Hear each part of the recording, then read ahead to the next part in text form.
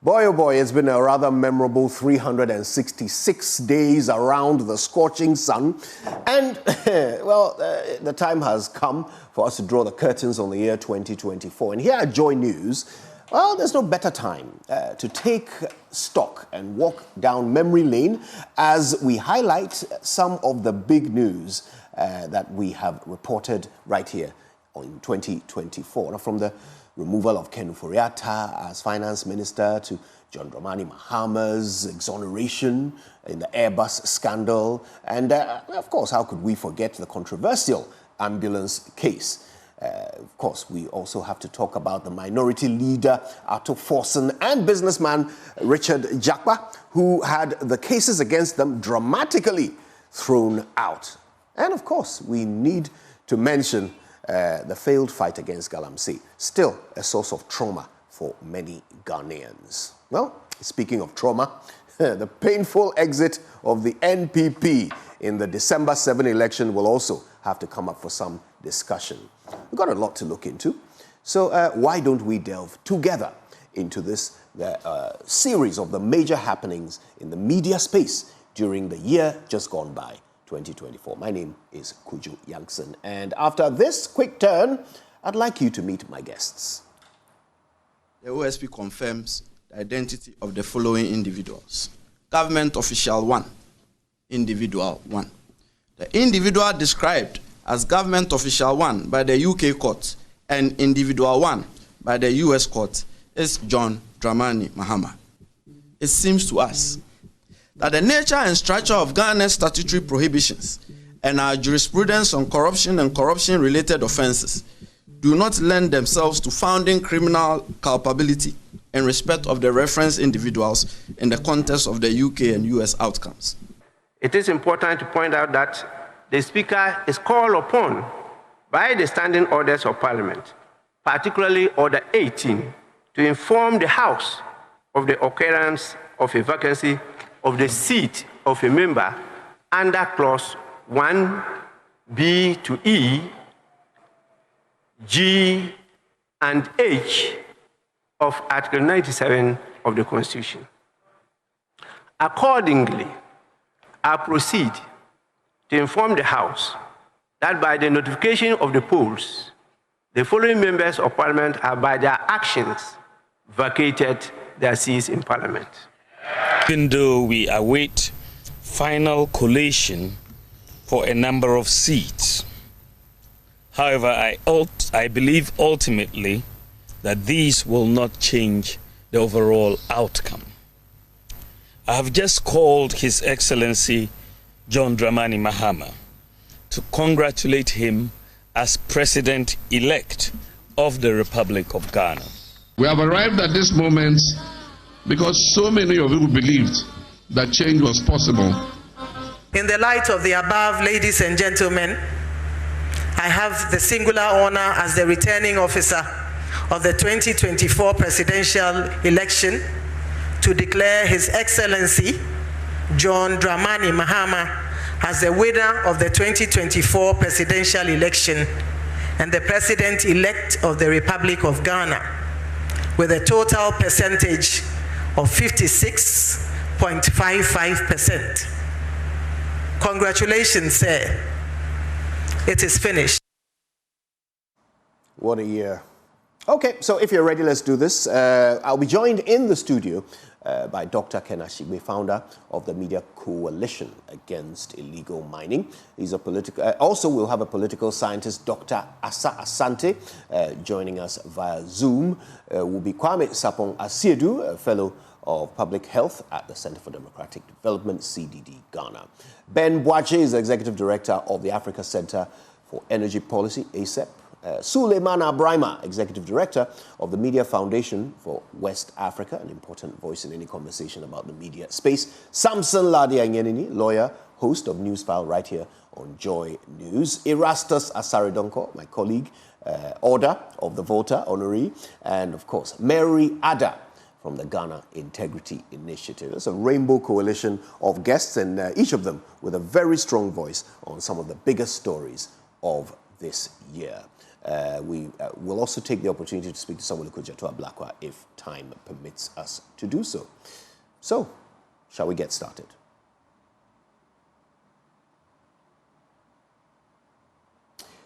I think we shall after this break.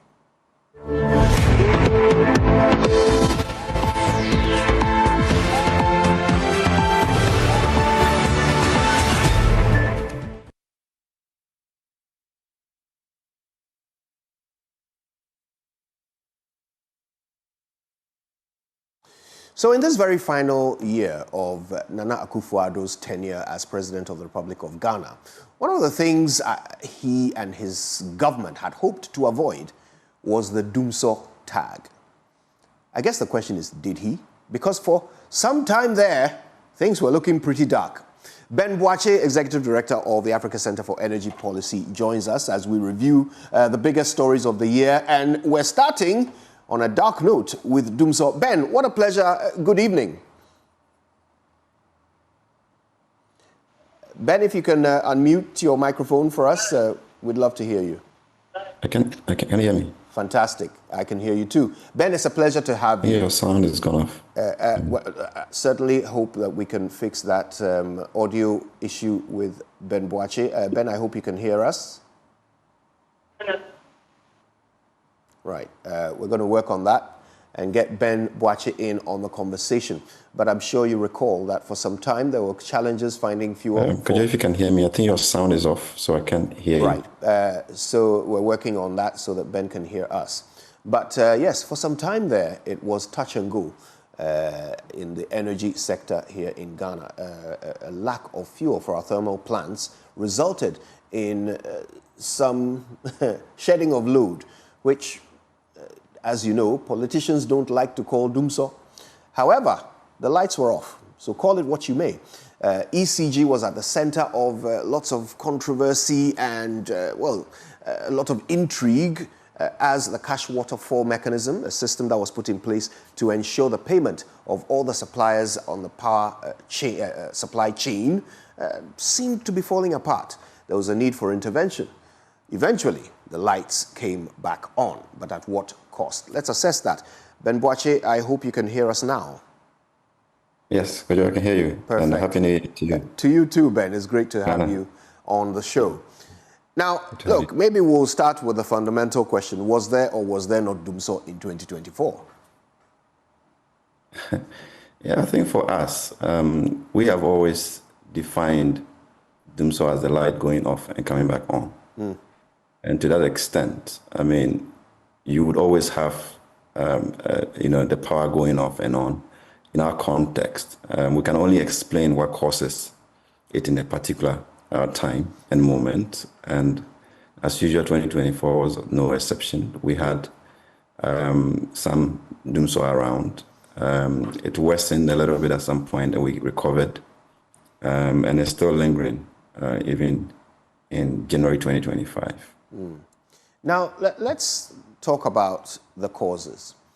Back then, there were so many excuses thrown about. And for the first time, we saw institutions in the energy sector and in the supply chain throwing each other under the bus. From, ECG seeming to butt heads with the regulator PURC, to Gridco pointing fingers and accusing all manner of people of all kinds of things.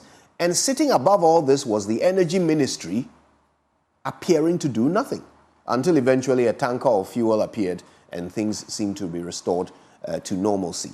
Walk us through the catalogue of failures that led to our lights going off in 2024.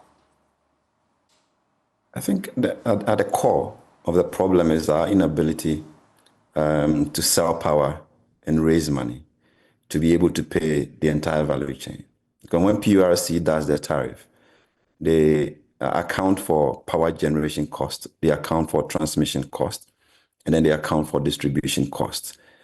So the expectation is that ECG, NETCO, who are the distributors of electricity, will be able to, at the barest minimum, recover the cost of the value chain, which over the years they've not been able to do.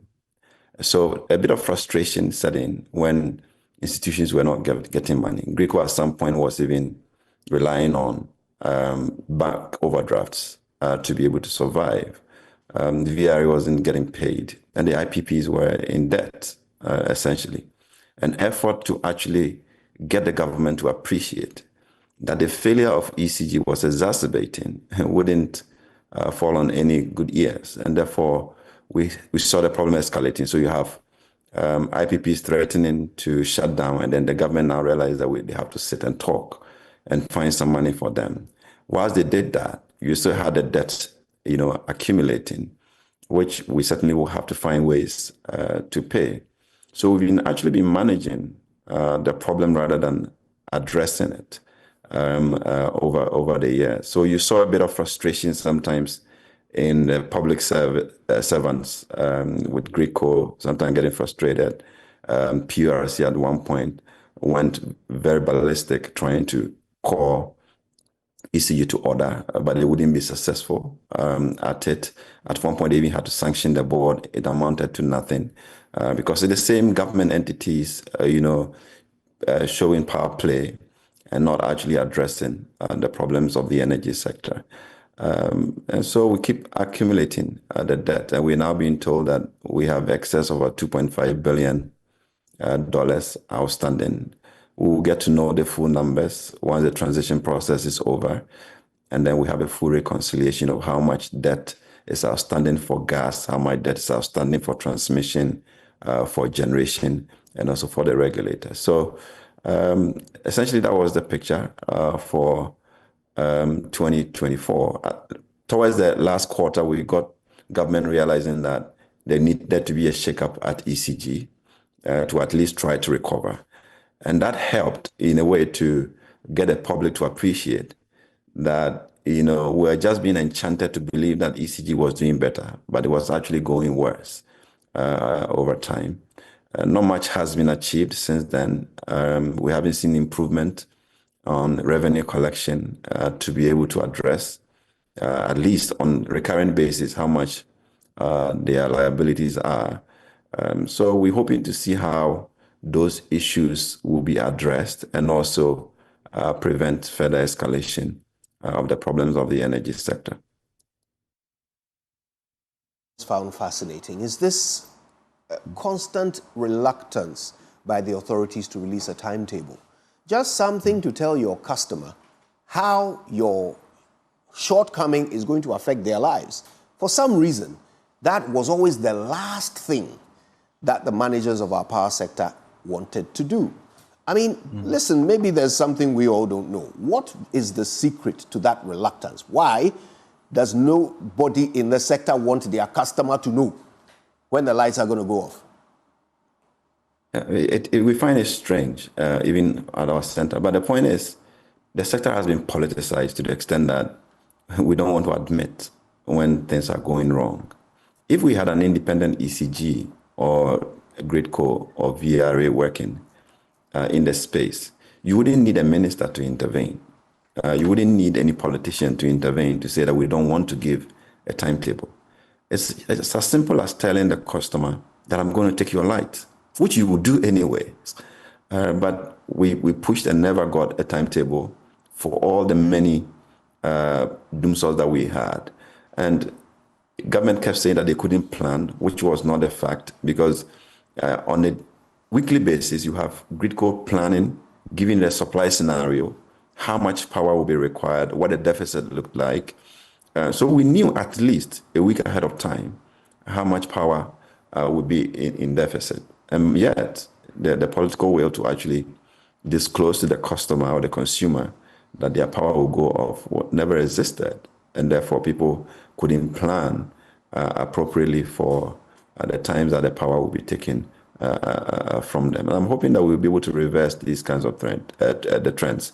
As we've indicated in the past, we had grown the power sector to the extent that you could in real time see the power plants that were not working on a dashboard on GRIDCO's website, and politicians decided that they wouldn't let GRIDCO do that kind of work, provide transparency and sunlight on what was happening in the industry. And all of that, grew into the secrecy we had and also the fact that the numbers were not out, we didn't even know how much debt we're accumulating. We couldn't hold people accountable because you could easily hide their misdeeds, without being accountable. And that is what has really created the kind of challenge we have in the power sector, where today, instead of, consumers paying for the cost of generating, transmitting, and distributing power, the state is actually picking up significant portions of the bill, because over 50% of the revenue requirements are always not met. And therefore, government, which has securitized all the investment in IPPs and the rest of it, have to now sacrifice development to go and pay electricity bills, whilst ECG mismanages the entire, distribution end of the value chain. And they live large, they spend on themselves, and not anybody else, creating debt for the state to pick up. I'd like you to stay with us because while we're on Doomsaw, we'll certainly want to touch on what the next government will have to contend with in the energy space, in the power space. So stay with us, Ben. But here in the studio, I have a brace of besmoked brothers in beautiful Batakari. It's very nice to see Ken Ashigbe and Dr. Asa Asante join us here. Thank you. Thank you very much. Happy New Year to you both. Many happy returns. Thank you. Fantastic. Good to see you. Indeed, good to see you too. And we've got so much to talk about. We'll be hearing you on lots of topics. But listen, while we're on Doomsaw, perhaps I'll start with you, Dr. Asa Asante, because Doomsaw somehow became a political issue. Perhaps because of how the 2016 election went, and how big an issue it was for that election. But since then, the administration of the energy sector under President Akufo-Addo, culminating in 2024's, turmoil, has really been colored by political consideration. How is it that we are now at a point where even something as simple as are the lights off or not can become a matter of political opinion? And why? Why is it such a hot issue, hot topic? It is interesting if you find this type of expression within the political space. And the simple reason is that there is a job that we need to do in fixing that problem once and for all. But except that we are paying lip service to that problem. So each time the problem crops up, everybody wants to run away from it. The best you can do is to shove it under the carpet, and you are not ready to deal with the problem head on. So at the end of the day, it becomes a political football. We did better than you and all that. We are not interested in how well you did it, but we want to fix that problem once and for all. And which of the two parties was ready to help us to address this problem? That was the real issue, and that manifested in what you were describing. Now, of course, we're reviewing 2024, so who can forget the comments of the then Energy Minister, Dr. Matthew Opoku-Prempeh, when this issue of the timetable came up, and he said, make your own timetable. So again, Kojo, you see, well, a lot of you forget that I wear the title ING, and I am an electrical engineer. We can never forget that. So I think that the base of this particular problem, and it's not only a power problem thing, it's the lack of independence of our regulators. And then also the way we appoint leadership to all our political systems. It starts from the Constitution. And again, I am a student of corporate governance. So my thesis for my doctorate was looking at corporate governance and the performance of state-owned companies. And at the heart of that is the fact that we appoint people who, and I think, Kojo, you've made that point already. The appointment itself is just giving, they've done the job already. So at the point where the appointment is being made, it is just to say thank you to them. So they are not there to do the job. The interesting thing is that if you take the Engineering Council Act, the MD for ECG was not qualified to be there. He's not an engineer. So he should not even have been sitting there as, as a person running an engineering entity like that. And then how the appointments are made. And the fact that you then have the ministers involved in the day-to-day running of activities. How on earth? A regulator like the PRC should be able to call the minister to account. hold the minister to account. But we didn't see that happening. So again, a lot in that particular space, my colleague engineers have always succumbed to the politicians who then decide that the Akosombo, the level it's at, let's draft it more, and we've done that, and then somebody tells us that it is doom CHCA and all of that, when we all know the challenges of the issues that have happened. So at the heart of to really resolve that is to ensure that the regulators are independent. It's the same thing that happens in the telecom industry, for example. You have a situation where the telecom regulator is not independent. Every decision that has to be taken has to go to the politicians. And we know that so far as the politicians are concerned, it is not about the next generation. It's about the next election. So again, because the NDC, the MPP themselves have, before the 2016 elections, have been harping on the fact that Doomsaw and trying to paint the NDC with Doomsaw. When we were at the point where we did not have energy, we did not have enough power to share around. When the challenges they talked about, where they say the energy, the power challenge was not even, a generation problem, it was a financial problem. And again, why is it that we had a situation that we found ourselves in? The losses that ECG was running. How is that possible? And how do we get to the point where now government is the one having to find the fuel? And how were we also making sure that the fuels that we're buying for the various IPPs were the right ones that we're buying? How were the people selected to be able to provide the fuels that were being used? And the opacity was one of the major issues. The opacity, the fact that we were not transparent about the things that happened. So for me, those are the two things. Independence, then the opacity, and for the professionals themselves, sitting and saying that this is not right and I am not going to do it. And again, I will blame institutions like the Ghana Institution of Engineering. Because when you take the power issues, everything, everybody in that chain sits within the Ghana Institution of Engineering. So how is it that we never had the Ghana Institution of Engineering even speak up?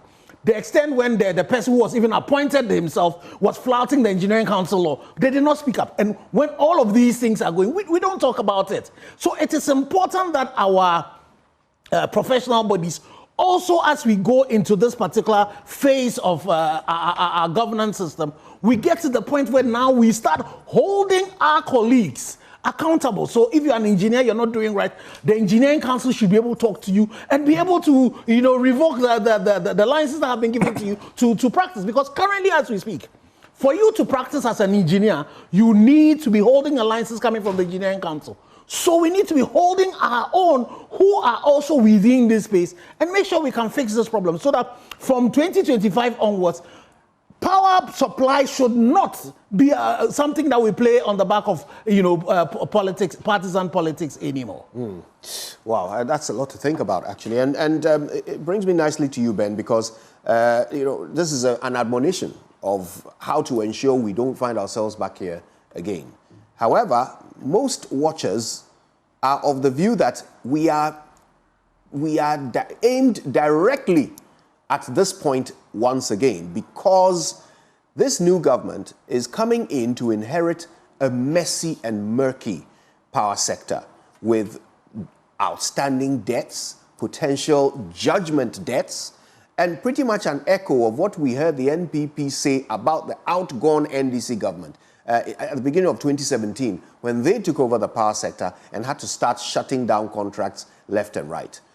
What exactly is in store for John Mahama's next energy minister?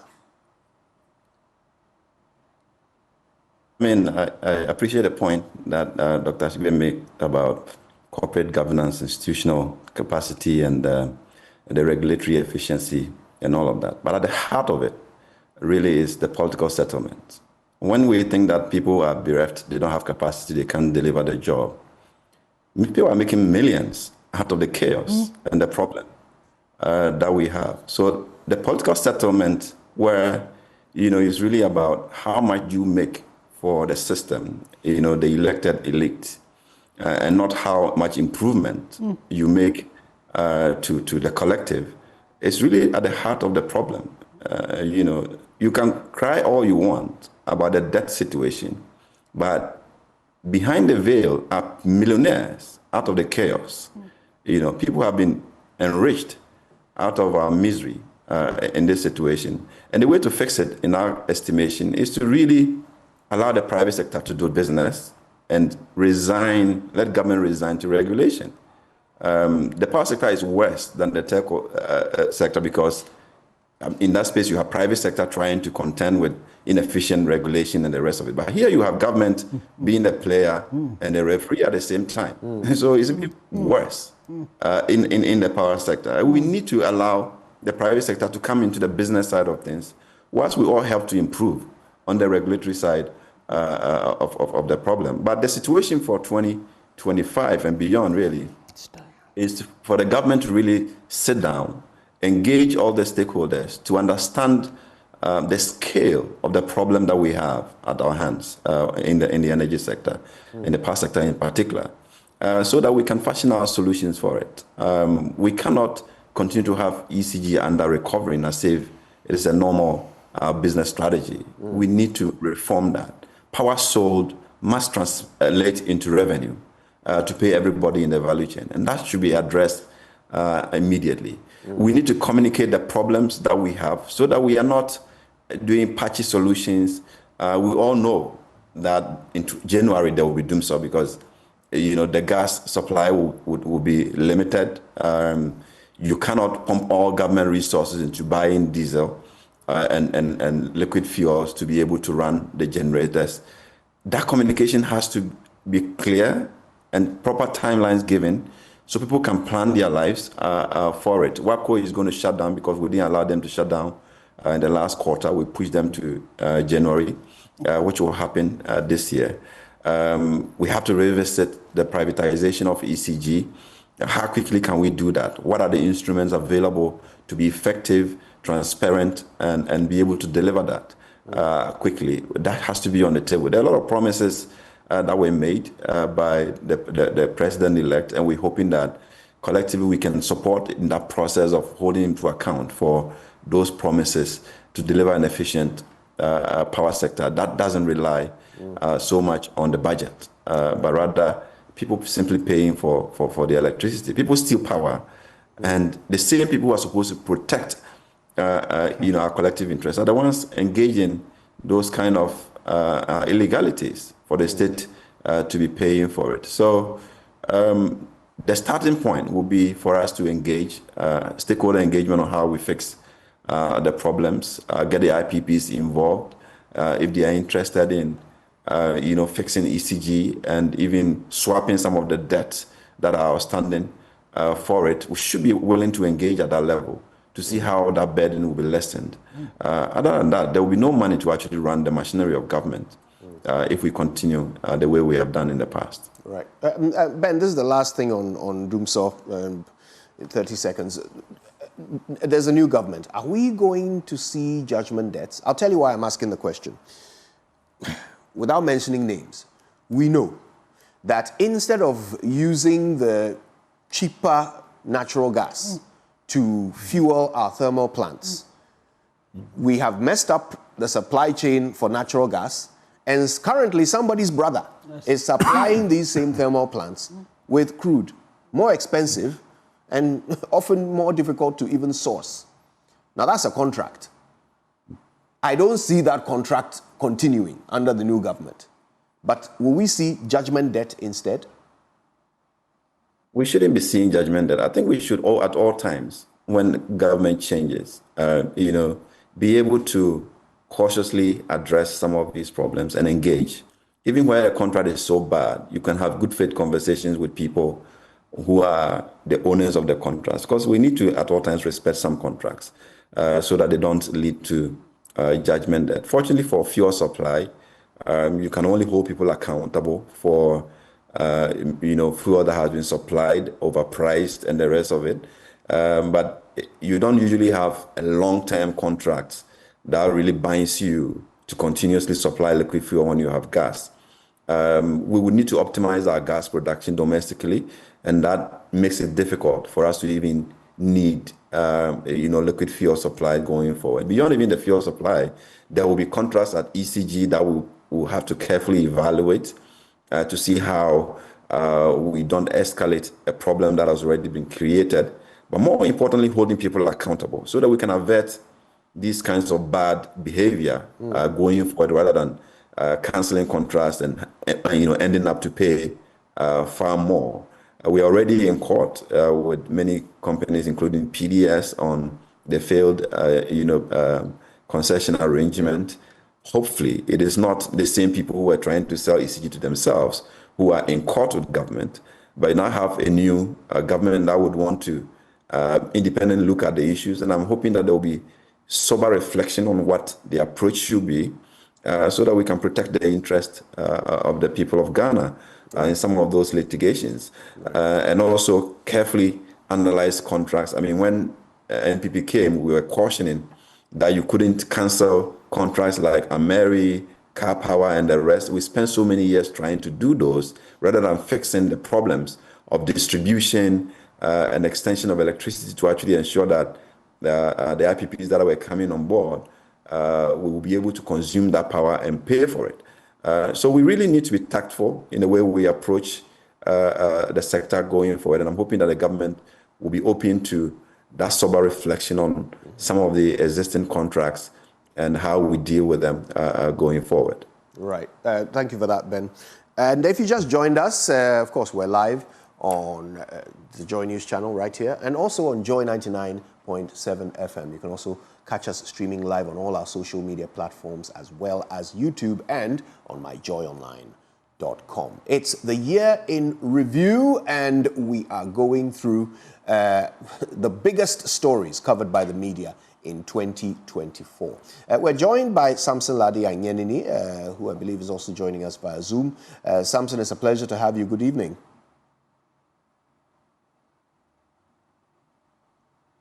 If we can have Samson unmute his microphone. Or is Samson on the phone? Samson, good evening to you. Can you hear us? Oh, okay. We're going to get Samson back on the line there. But we have Suleimana Brima, Executive Director of the Media Foundation for West Africa, as well as recipient of the Order of the Volta, our very own Erastus Asare Donko. Good evening to you both. Good evening, Kojo, and good evening. It's good to have you both. Yeah, Happy New Year to you both. And I think we have Samson now. Samson, can you hear me? Good evening. Good evening, Kojo, and a Happy New Year. Same to you. Thanks for making the time. All right, here's what I think we'll do, okay, before we move on to the next area for discussion. I want to do a quick whip around all our guests and find out for you which story in 2024 was the best, biggest, most memorable, the worst? I mean, which one? Which is your story for 2024? I'll start in the studio because, Ken, you laughed the loudest, so it's on you. Those are big exam. But for me, I think that it is. So you know, I'm sure you guess right that it will be around the Galamsey issues. And it's not one. It's a collection of stories. Right. The way we got the organized labor to join the fight. Yeah. And how it took us almost to a solution. And then, you know, the multiple things that happened, and that fateful day when we're planning for the strike, and then organized labor had to now move, and now they are sitting and they are waiting, you know, to... Don't review it all at once. I mean, we'll come back. So that's, we'll come I think that biggest in the middle of that was the Catholic Church in Accra deciding that they were going to go on that environmental walk. Yeah. I mean, I'll never shake the mental image of, you know, men of God in white walking on the streets of Accra because of illegal mining. What about you, Doc? Well, my biggest story was the 4 people who were kicked from Parliament and the matters are rising, spanning up to the Supreme Court ruling and the court verdict. Yes. That was a big one for me. That put, our laws on the center stage, didn't it? Yeah. Because it shook the foundation of Parliament, that of the Supreme Court, and the whole country. So put the three together, you realize that it gave it food for thought. Yes. And we were all there for it. We'll certainly review that as well. What about you, Samson? Bigger story for 2024? A lot of them, but I would like to focus on the matters of justice, including social justice and human rights. The fact that the ambulance case, the Japan matter, we said that was the causing of financial loss to the tune of 2.4 million euros, and that there was an offer through a plea bargain to pay in excess of 2 million euros of the money back. And the Attorney General came up with the lamest excuse I've ever heard. If you are owed and someone is going to pay you the money, you come telling us these cock and bull stories about how the one who is offering to pay is not a party to the suit. What arrant nonsense. You need your money. You take your money. And to the point that as we speak now, that case was, ended with nothing. And the state had spent so much in it. It makes me think if we're in a banana republic and the Attorney General is not answering for anything. In any case, he's actually been decorated. I mean, the president insults us in this way. Tell us how you feel. Why don't you? A Sherman happened, and military, state-sponsored, went there because one soldier unfortunately was killed, and in the name of intelligence, the military went in there and brutalized an entire community. In broad daylight. What they did to them must never happen to any individual in this country, in a republic, and it happened. And no apologies have been rendered. The Parliamentary Committee found those who had been mishandled and how compensations were to be paid to them. Not a dime. Nobody is even interested as the Republic in the government. Well, as I said, Samson, don't review it yet. Maybe finally I will look at the fact that the 8 people who were killed, the police only issued a report in 2008 informing us about that the 8 we're talking about, he knew of about 6 or 7 who had been killed. And we have had courts actually pronouncing that the military ought not have a security task force, ought not have used lethal fire in reacting to them during the election. And this happened, and the state has not been bothered, absolutely not bothered, about how these 8 people were killed and justice for them. And some of them who were brutalized include a journalist, who, as we speak, is battling for his life. He needs less than $65,000 to save his life. He's gone through multiple surgeries, and as we speak, he just, look. Well, that's 3 issues, Samson. 3 issues, and the negatives, unfortunately, nothing positive to say about these matters. Well, that's just how it is. We'll come back and touch on them in more detail, Samson. Thank you for that. Sule, your top story for 2024? Well, Kojo, I think that is difficult to limit myself to just one of them, but I'll try to focus on just a few.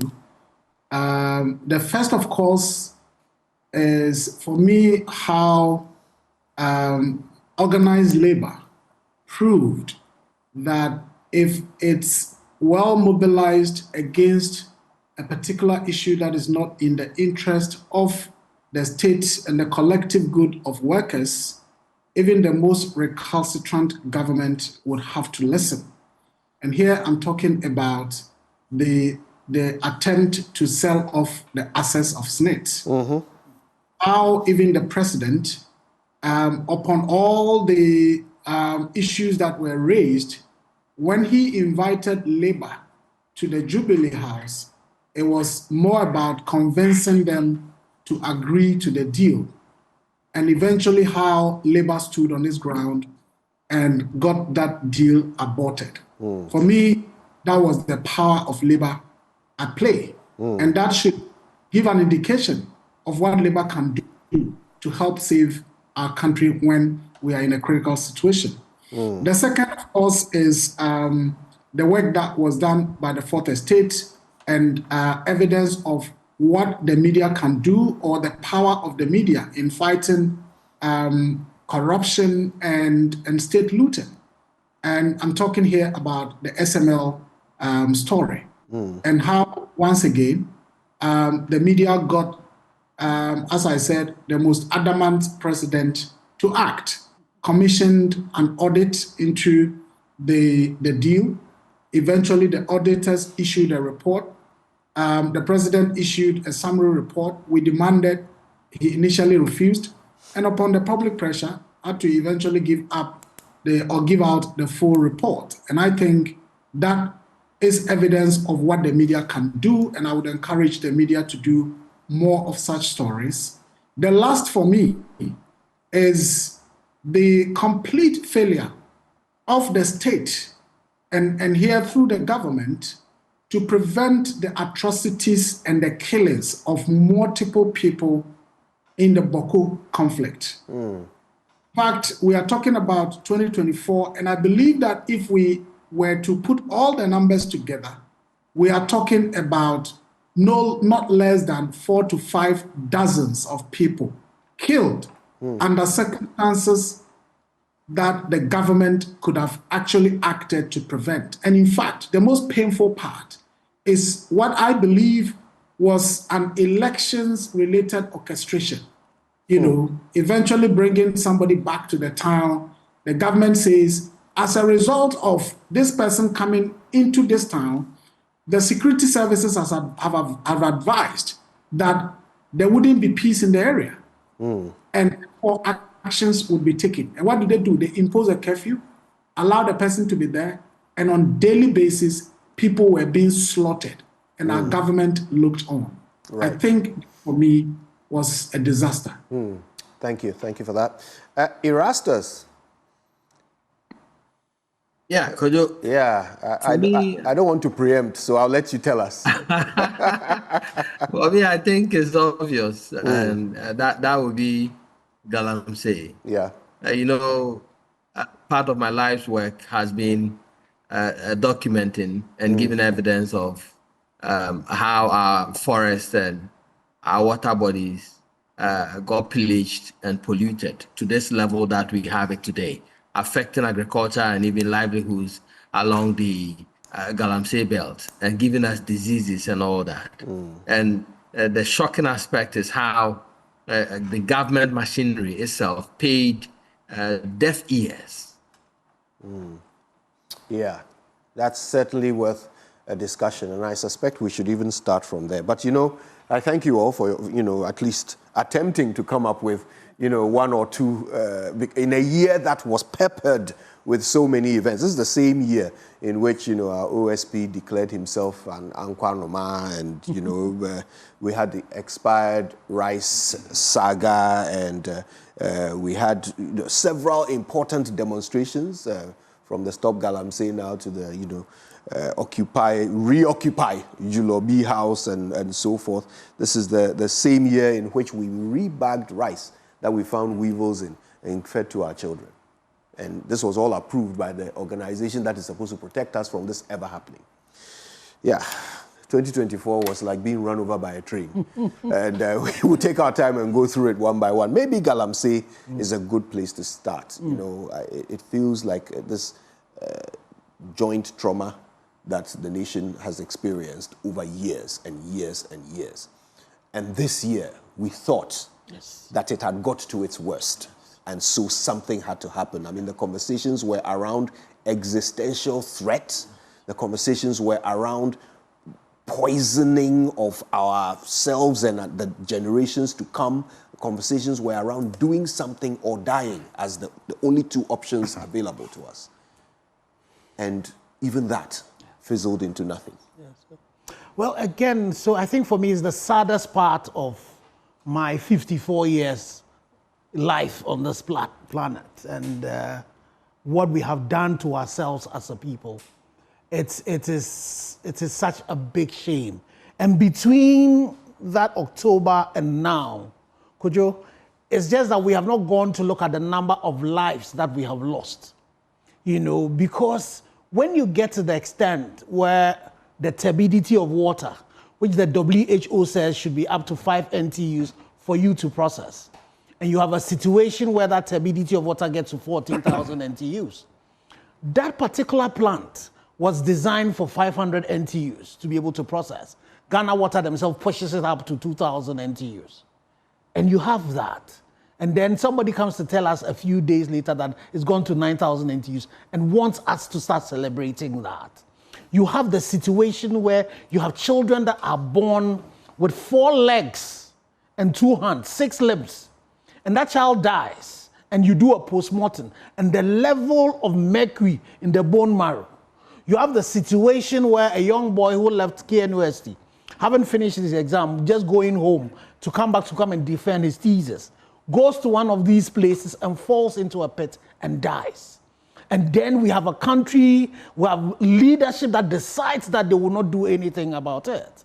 And so for me, it is at the heart of irresponsibility. And I believe that the path we treaded was genocidal. The path we treaded was ecocide. And unfortunately, and I think the president, when he decided that he was ready to put his presidency on the line, we saw what happened in 2017. There was some change. But in 2020, when they decided that the elections were coming up, and so they did not bother anymore, and decided to allow this to go, you know, he lost the opportunity of getting his name inked in, you know, and you see the way the elections did. All the people who were complicit in that, they lost their seats. All the people.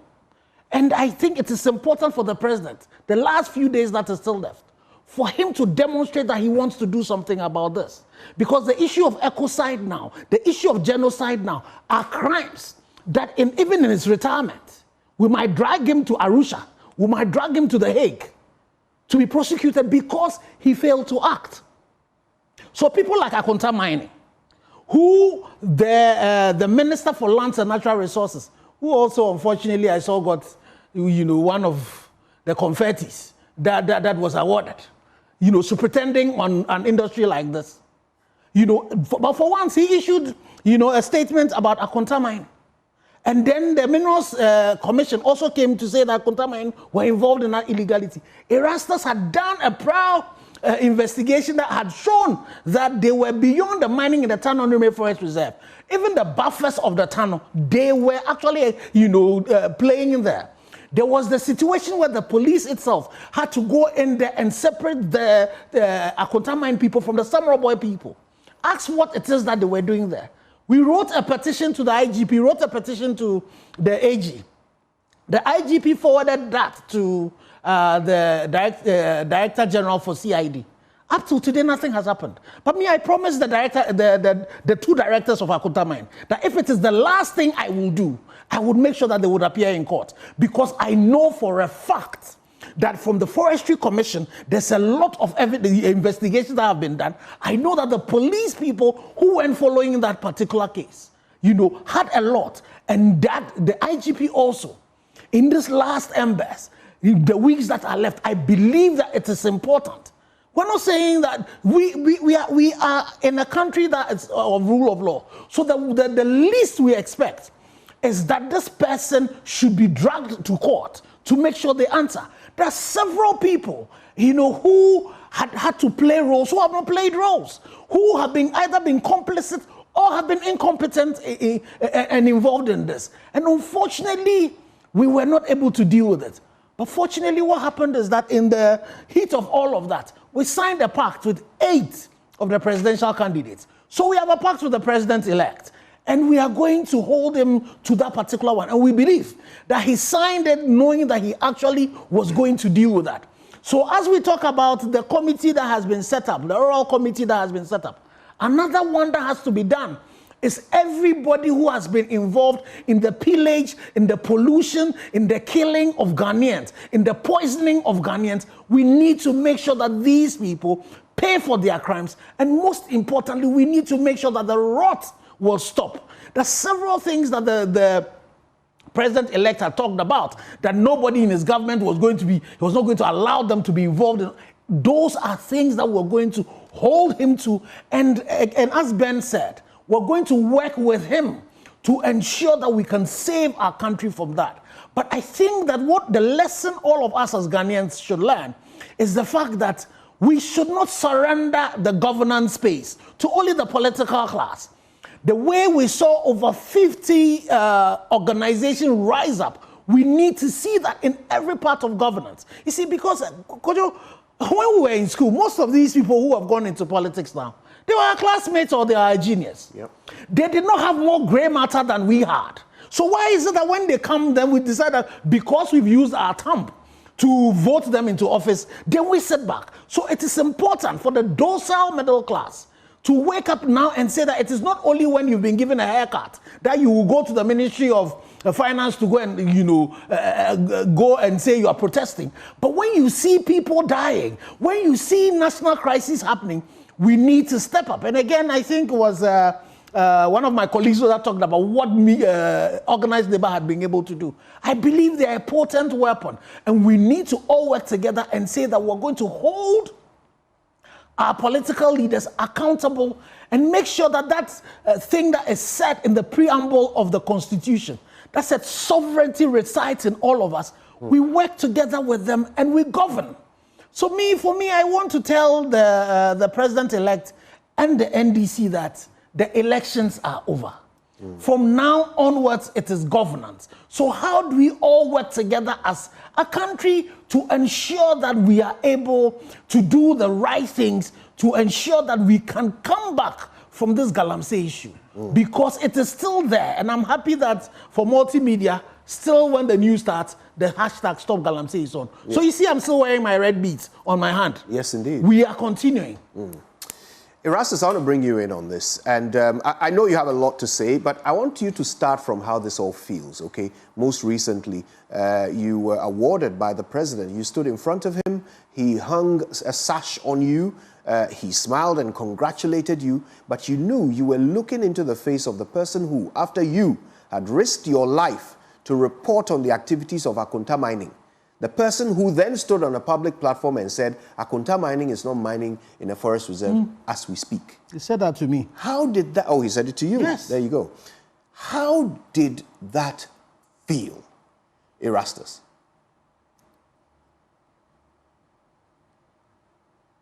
Do we have Erastus on Zoom? Might be a need for you to unmute your microphone. But you know one interesting thing about that story? We'll come back to Erastus. You know that interesting thing about that, where it happened? It happened when the Catholic priests were having their convention. And so this is all the priests come. And so I was chairman of the event. So when I was giving my chairman's open acceptance remark, that's why I asked, the president. And the president, in his response, came to tell us that as we speak, when his minister, his Minerals Commission, that as we speak, when the question I asked him was not as we speak. But the sad thing for me, the priests who were there, they clapped for him when he said that. Oh, goodness. I am telling you. Wow. Well, eventually they hit the streets, and they were not the only ones. Galamsey set the nation ablaze with emotion. And just before I give you a summary of how that all unfolded, for those who might have forgotten, Erastus is back with us now, and I believe we've got that problem solved. So Erastus, shall I go over that question again, or did you hear it? Yeah, go over the question for me, Certainly, please. Certainly. So I was saying that I know you have a lot to say about Galamsey, but I want you to start internally. Most recently, the president awarded you. He stood in front of you, hung a sash over you, and congratulated you for all the work you've done to highlight the problems of Galamsey.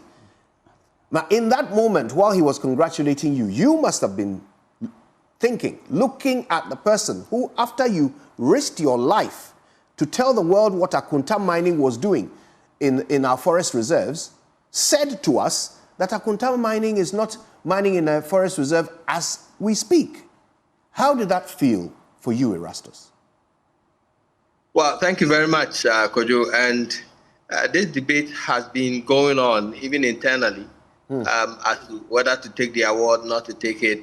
I know how Suleimana Ibrahima, my senior, feels about this whole thing. Myself, I pondered over it for some time before giving it a shot. Now, the problem is that when I was communicated to that I was going to receive that award, in fact, it was a bittersweet reaction that I felt. And I was asking myself so many questions.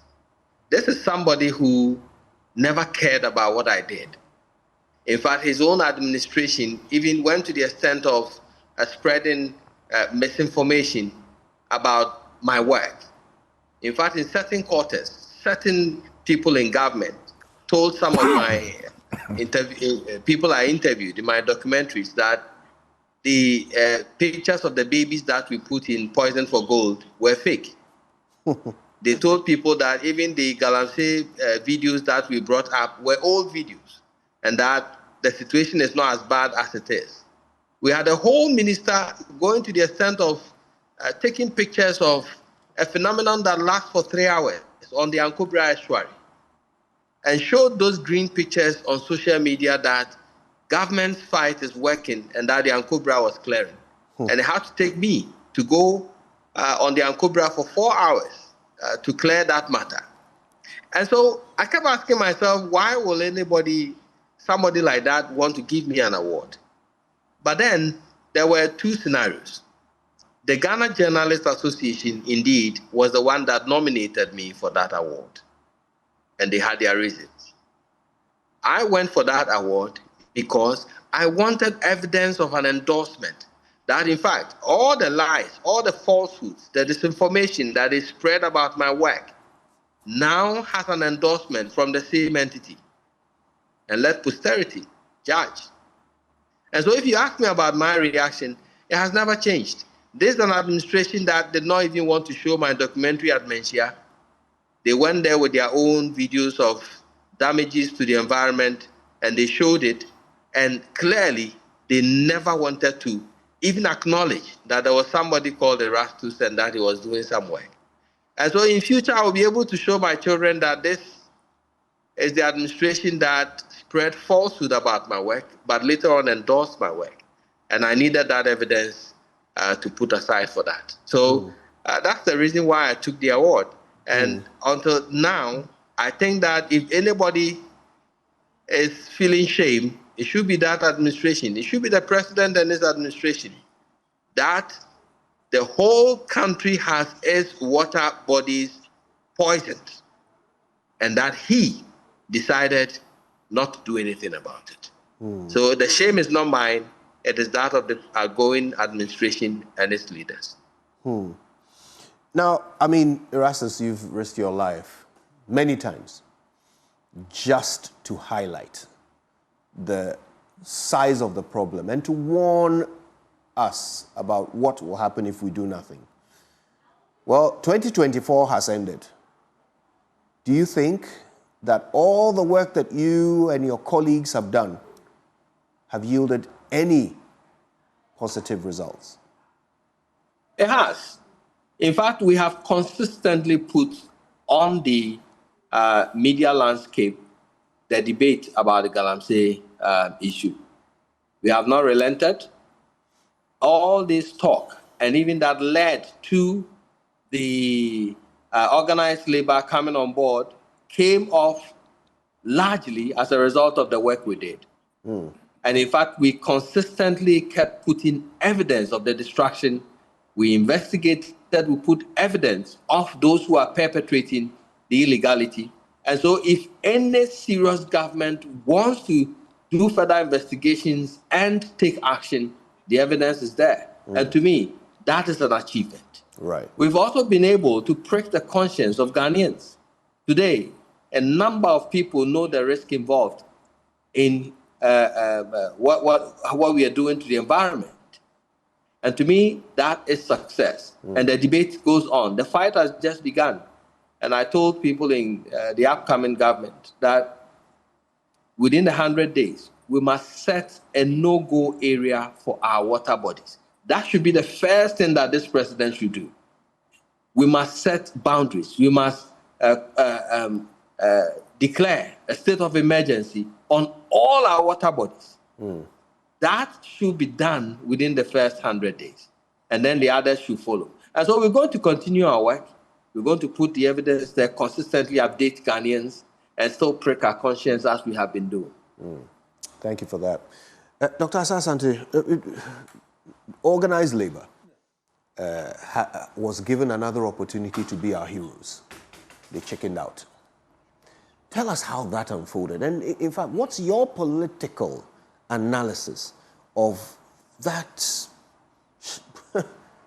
disappointing performance?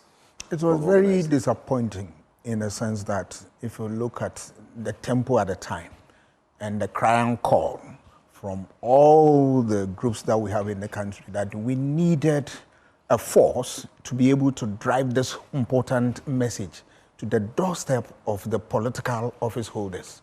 And then at the 11th hour, they ran through the window. It was just unfortunate, very, very unfortunate. Because if you look at the magnitude of the problem and the threat it posed for society, we had no option than to stood our grounds and then fought the battle head on. Because if you look at it from purely political science perspective, what we call the state capacity, ability of the state to make policy and enforce them. There are about four aspects of it. We look at only one, the issue of regulatory capacity, that the state will make laws and enforce the laws head on. Is that what we experience? That people were destroying the ecosystem, water bodies, arable lands, and even cocoa, which is the mainstay of what? This country. And government, as if the government was on sabbatical leave. Laws were thrown to the dogs, and as if we didn't have a government that will order what? Security around to ensure that there is sanity. We didn't get that. But what we got were colored waters, we got destruction of forest and all that. And then I asked myself, the government, was it a government that was ready to deal with the problem? Because issue of unemployment was staring at our faces here. But we had large army of youth who were in there. Grab them, let them walk them through proper procedure of what? Indigenous mining, that is small-scale mining, and we could rake in some revenue and at the same time save the environment. I had a program and I invited the head of mining engineering at UMAT. And he appeared on the program and he said, you know what? Just within a quarter of last year, the state was able, through small-scale mining, rake in $2.2 billion. Then I asked myself, if this can give us this much, why are we in IMF looking for $3 billion? Do we have leaders or they were bereft of ideas? I think the latter was the case. They were bereft of ideas. Otherwise, it's nothing but what? Ineffectiveness on the part of government. Because here you are. You could what? Get these people, go through the proper procedure of what? Getting the minerals out of the soil, save the environment, and we get some money. We create employment for people. And all these ideas were out there. And the president and his team will not look at it simply because some of them, ministers of state and then party apparatchiks, were complicit in the matter. So why would they want to deal with it? Then I realized that we're in difficult times because the country's mainstay, cocoa, was under threat. People were cutting down cocoa trees to look for gold and all that. And as if nobody was worried about. And so you have groups like organized labor coming in. Everybody hope were high that these people were going to force the government to do something meaningful. But events took a different turn. And what we saw is what we saw. They fail us, right? You saw UTAG also coming in. And then, with all the hopes. And later they did their bit and went out. I was so much disappointed because I was looking forward to organized labor put their foot down and said that, look, enough is enough, let's go. And also, I was also disappointed with Ghana Medical Association, who came in and then, you know, encourage all of us. We got on board only for them to what? Also chicken out. Ask myself, because they were the officers who were face to face with the problems at the hospital, at the what, you know, mortuary and all that. They see all the pathologists were coming out with all the report. So why did the Medical Association also chicken out at the 11th hour? So much disappointment. But I was very happy with the results that we saw, and that we could attribute some of them to what? The failure on the part of government to deal with Galamsey menace. If you look at Western region, out of 17 constituencies, the MPP lost 15. Yeah. Yes. Part of the reason I can say without fear of contradiction is that it's attributed to what? Galamsey. Because before that time, you recall, the chiefs assembled and met John Mahama and said that, come, we want to give you our mandate so that you deal with the problem of Galamsey. Because places like Shama, they've complained that the Pera was destroyed, and then when they go to the sea, they don't get any catch and all that. So they were so much worried. But it fell on deaf ears of what? Government. So here you are. You saw the reaction. Yes. It tells you that, look, when you have a policy and you don't what? Carry it to its logical conclusion, I'm afraid people will respond. Because public policy is a future problem we are dealing with what? Today. So I was so disappointed, but I am very happy today because the good people of this country have told this government in the face that we will not tolerate what? This type of attitude. No. So go back, learn the ropes, and then if you please us, then we'll give you the mandate. And for me, it's part of the conversation we have. My biggest story also is the 2024 election. Okay. The violence, the verdict, the collation and recollation, and what it does for democratic rule and then governance. So you would add that to... I'll add. And another one I want to chip in is that we will not hand over power to anybody. You recall Brian Champong? Yes. Yeah. Is that the case? It tells you that it doesn't lie in your mouth to make certain statement. Power belongs to what? The people. He says with a smile that he relishes. But my last point that I'll also bring in is what? The running mates, Professor Jenana versus Napo. Now that's a topic that will probably take a whole show. Thank you for that. Yes. All right, now listen, let's wrap up quickly on Galamsey. In fact, it's very difficult to wrap up quickly on Galamsey. It's such a big and broad issue. But I want to hear from Suleimana and Samson really, really quickly. Sule first. Look, let's look to the future. I know that in the run-up to the election, Galamsey became a football between the two political parties. But John Dramani Mahama, in his social contract for his first 120 days, says in point 19 that he will ban illegal and new mining activities in forest reserves. He will roll out a Tree for Life and Blue Water initiative to heal and sustainably harness the environment by turning areas and water bodies degraded by illegal mining into economic and ecological recovery hubs. I mean, do you feel confident that he'll be able to do this? Is it as simple as that? Just take what's been made bad and make it good? Well, I think it's all about intentions and somebody who is prepared to really do what is good for this country.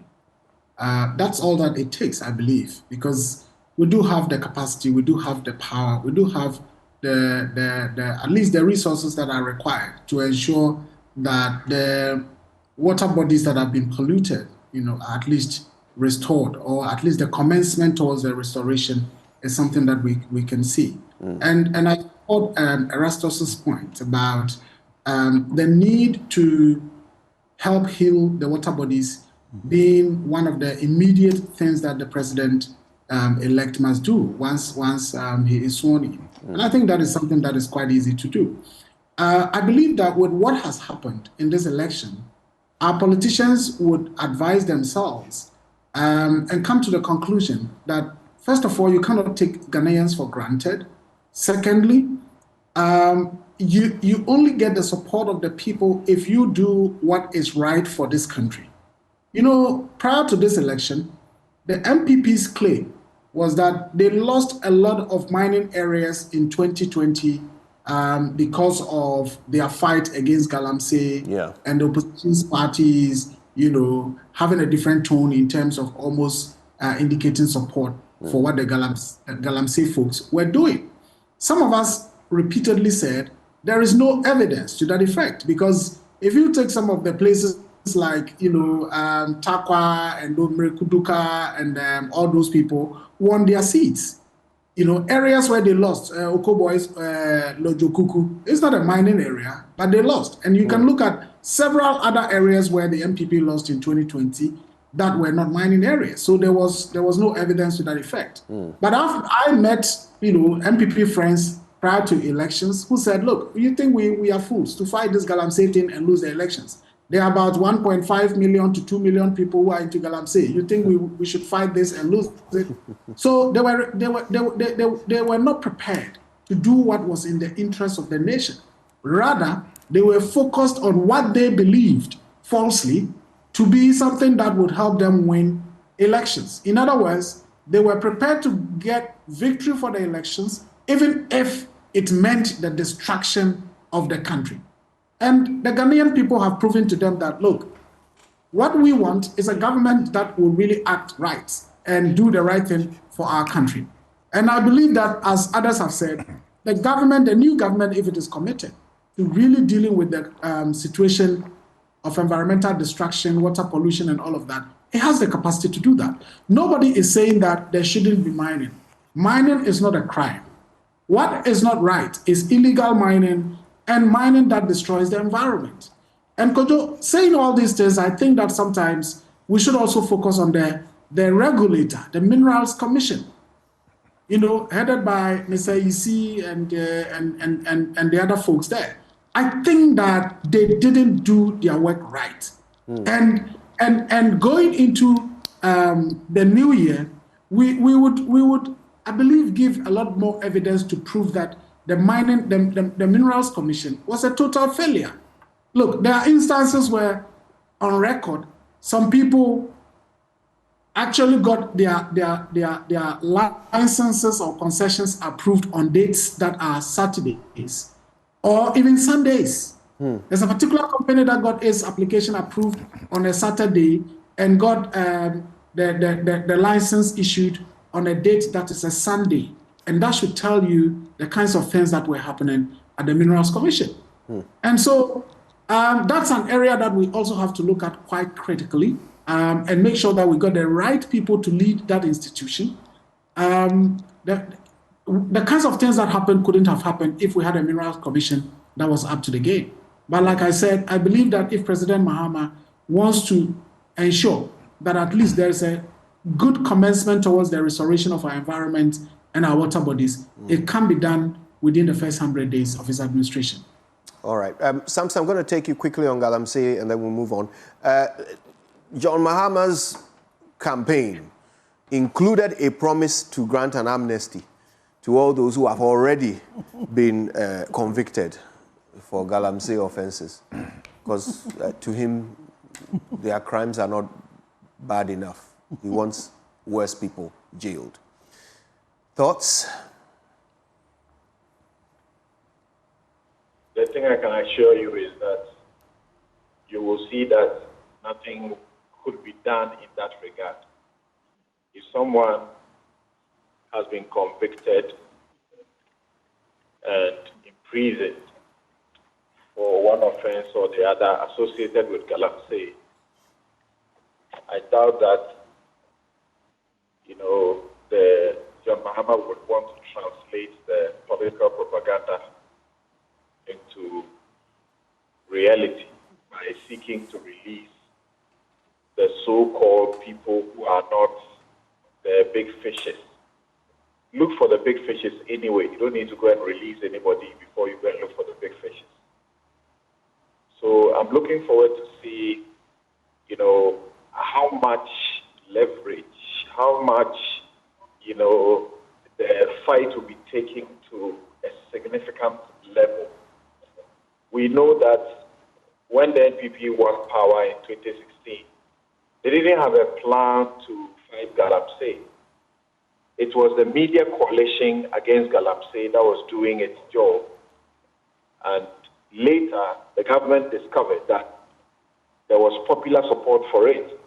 And so why not buy into it? Because if you listen to the parliamentary vetting sessions with Amewu, who was being vetted for the sector ministry, the Galamsey fight was not part of their job. This operation, whatever, and the second leg of it, all of it was not part of it.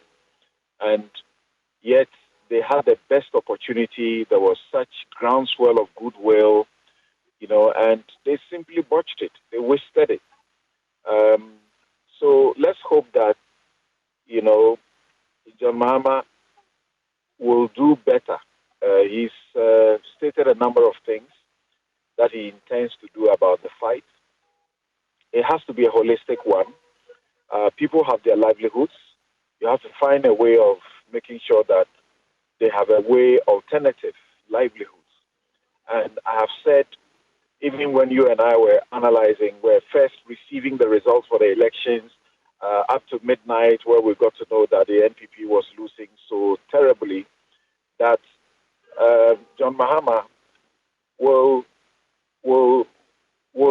may want to consider looking at Dr. Bawumia's solutions for Galamsey. Some of the best solutions you can find, I think, are in Dr. Bawumia's, documents, the bold solutions and how he intends to fight Galamsey, including creating, a certain financial support for artisanal mining, creating even a bank, and also creating what he calls the common utility services, so that these artisanal miners who cannot afford some of the expensive machinery, it will be made available for common use, and at a fee. In that way, you will discourage, the crude meat, what they do. I'm sure you and I will have lived long enough after we became politically aware that they say so much and they do very little or next to nothing. Yeah. To think that Akufo-Addo would have condoned the things that we heard, the things his own ministers, his own appointees, people who were campaigning to become,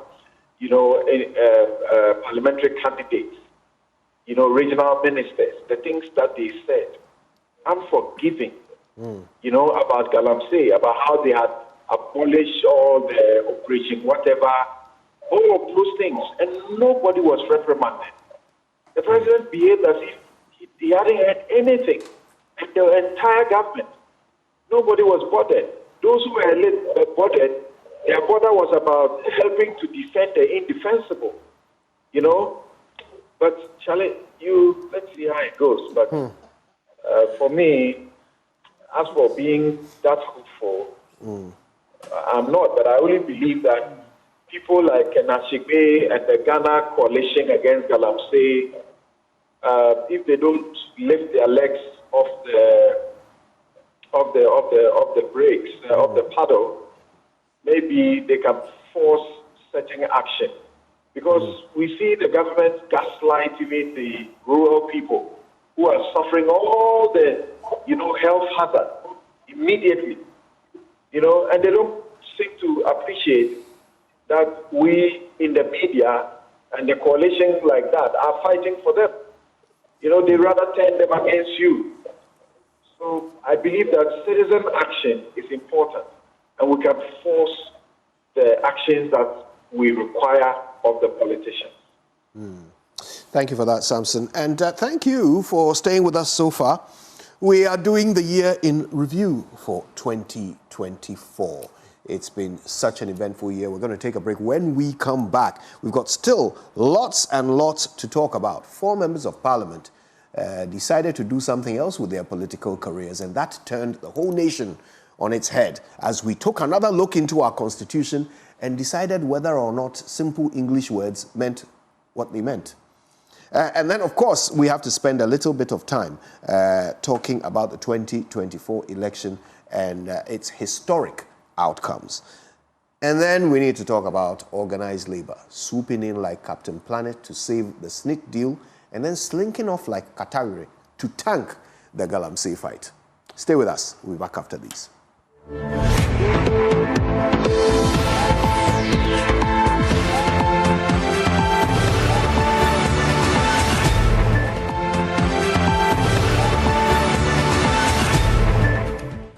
Thank you for joining us wherever you are. This is our review of 2024 and the biggest stories that peppered the landscape of the media during this heck of a year that we've just made our way through. Of course, we're live on the Joy News channel right here. We're also live on Joy 99.7 FM. Thank you for being a part of this. We also can be caught on all of our streaming platforms across social media, and we're on YouTube, not forgetting myjoyonline.com. Be a part of the conversation, and let's hear your thoughts on what is your biggest story of 2024. In fact, do something else for me, okay? Tell us, what is your most memorable quote from all the stories that came out in 2024? Your most memorable quote for 2024. We'll share a few of your views once we get the opportunity to do so, giving time at the end of the show. Now, our guests helping us to review the year, here in the studio we have Ken Ashigbe from the Media Coalition Against Galamsey. We have Dr. Asa Asante, who is a political scientist and helping us with the analysis there. We have on the phones Erastus Asaridonko. We had Ben Boache of ASEP earlier. We also have Samson Ladi Anyenini and Suleimana Brima of the Media Foundation for West Africa. Now, there is no doubt that when 4 members of Parliament decided that in the 2024 election they would run on platforms other than the ones on which they came into Parliament, it was always going to be a controversial conversation. But who knew that it would end up touching and in some cases staining every single pillar of government here in Ghana? Watch this. It is important to point out that the Speaker is called upon by the standing orders of Parliament, particularly Order 18, to inform the House of the occurrence of a vacancy of the seat of a member under Clause 1B to E, G, and H of Article 97 of the Constitution. Accordingly, I proceed to inform the House that by the notification of the polls, the following members of Parliament have by their actions vacated their seats in Parliament. The members are Honorable Peter Yao Kwache Aka, NDC MP for Amenfi Central in the Western Region, now referred to as an independent parliamentary candidate for the same constituency. 2, Honorable Andrew Amwako Asiama, independent member for Fomna constituency in Ashanti region, now referred to as MPP parliamentary candidate for the constituency. 3, Honorable Kojo Asante, MPP MP for Suhum in the Eastern region, now referred to as independent candidate for the same constituency. And finally, Honorable Cynthia Mamile Morrison, MPP MP for Agona West constituency in the Central region, now referred to as independent candidate for the same constituency. These MPs cannot be allowed by law and my good self to continue to pretend to be representing people that they don't believe in and they don't have any loyalty for in this House any longer. The House is accordingly so informed. Honorable members, I thank you for your patience and attention. And it was all downhill from there, as petitions were filed at the Supreme Court to interpret rulings that had not yet even been made. And then following that, there were injunctions filed and upheld and contended and contested and appealed against, and all manner of shenanigans. Parliament was closed, then it was open, then it was closed, and then, my goodness. By the end of it, Parliament became a useless institution in the run-up to the election because they had no opportunity to do any business. And, well, they have resumed since, but the controversy has not gone away. It certainly is on Dr. Asa Sante's list, the biggest story for 2024. Well, let's get into it. And I'll start with Suleiman Abrahima because there's an aspect of this that I'm interested in, and that is the coverage of these events by the media. Now, we realized just how petty parliamentarians were willing to be over this issue. Matters of where they were going to sit, what they were going to be called, spiritual implications of sitting in one chair or another. In the midst of all of that circus activity, did the media do a good job in keeping the most important aspects of this debate in the forefront of the Ghanaians' mind?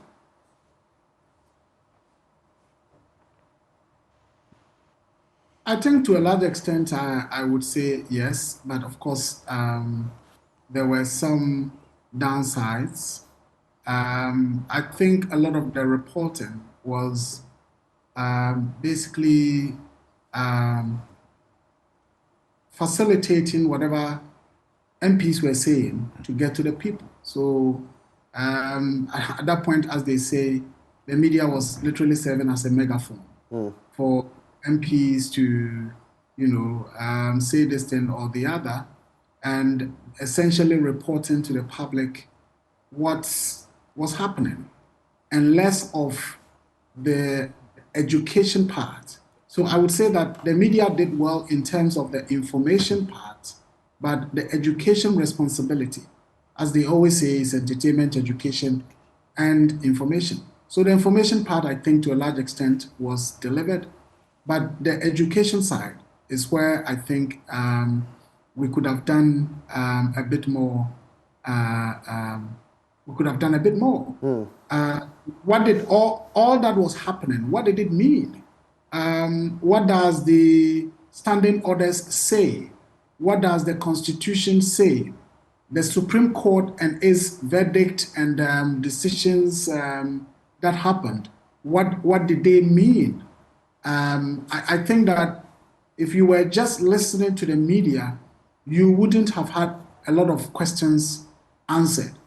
And to that extent, I think a lot more could have been done on that part. But on the substantive matter, I think that I would say I was happy because at that point onwards, or from that point onwards, a lot of the things that were going to be done in Parliament were essentially piling up more debts on the country. As they kept talking about government businesses and so on and so forth. It was to a large extent about tax exemptions and more loans and all of that. And so I think it was really a good omen that what happened. Because by now, I'm sure a lot of additional millions would have been accrued as debt. Some companies would have gotten away with some unjustifiable tax exemptions, because previous tax exemptions that had been granted, people have gone around looking at the one district, one factory, companies that benefited from sometimes $36 million tax exemptions. And you go and it's a facility lying there in the bush. Sometimes you go to the community where these facilities are said to have been sited, and the community people tell you, we don't know about this, any such company. There was an instance where a hotel, a 4-star hotel, was designated as a factory and granted a tax exemption of almost $4 million. This is by our parliament. When it was revealed, the chairman of the finance committee said what? That, oh, sometimes the clerks to the committees can be tired and they basically do copy and paste and all of that. And that is how a hotel was designated as a factory and granted a tax exemption. And this was Honorable Kweku Party. Honorable Atufosin is part of that committee. Honorable Adongo is part of the committee. Chairman Sabu, Honorable Chairman Sabu is part of the committee. And all these things happened. So I don't think that the nation would have benefited from, a continuation of what we had experienced, given the kind of businesses that were left to be accomplished by the parliament within the time frame that was left. But I don't want to go into the legalities. I was surprised by the swiftness of the Supreme Court in some of the decisions. Going to court on the same day, injunction granted the same day, and all of that. Without considering that, look, this is another arm of government, and we need to be careful about whatever decisions we are making. In the end, all the decisions that the Supreme Court made, I don't know whether it really translated into anything meaningful. And yet, certain precedents may have been set, which may not be entirely good for our democracy. So I think, yes, it was a big development, a big test for our democracy, perhaps not well handled on the part of the majority leader of Federal Marking, the Supreme Court and its actions. I think the Speaker remained quite resilient. And maybe going forward, we see what the final resolution of that would be from the legal perspective, and going forward, whether or not MPs can then stand up and say, oh, you know what, going into the 2028 elections, I want to go independent, but I still want to remain in Parliament, or that cannot be done. So I think that I would say we leave to see what happens. Right.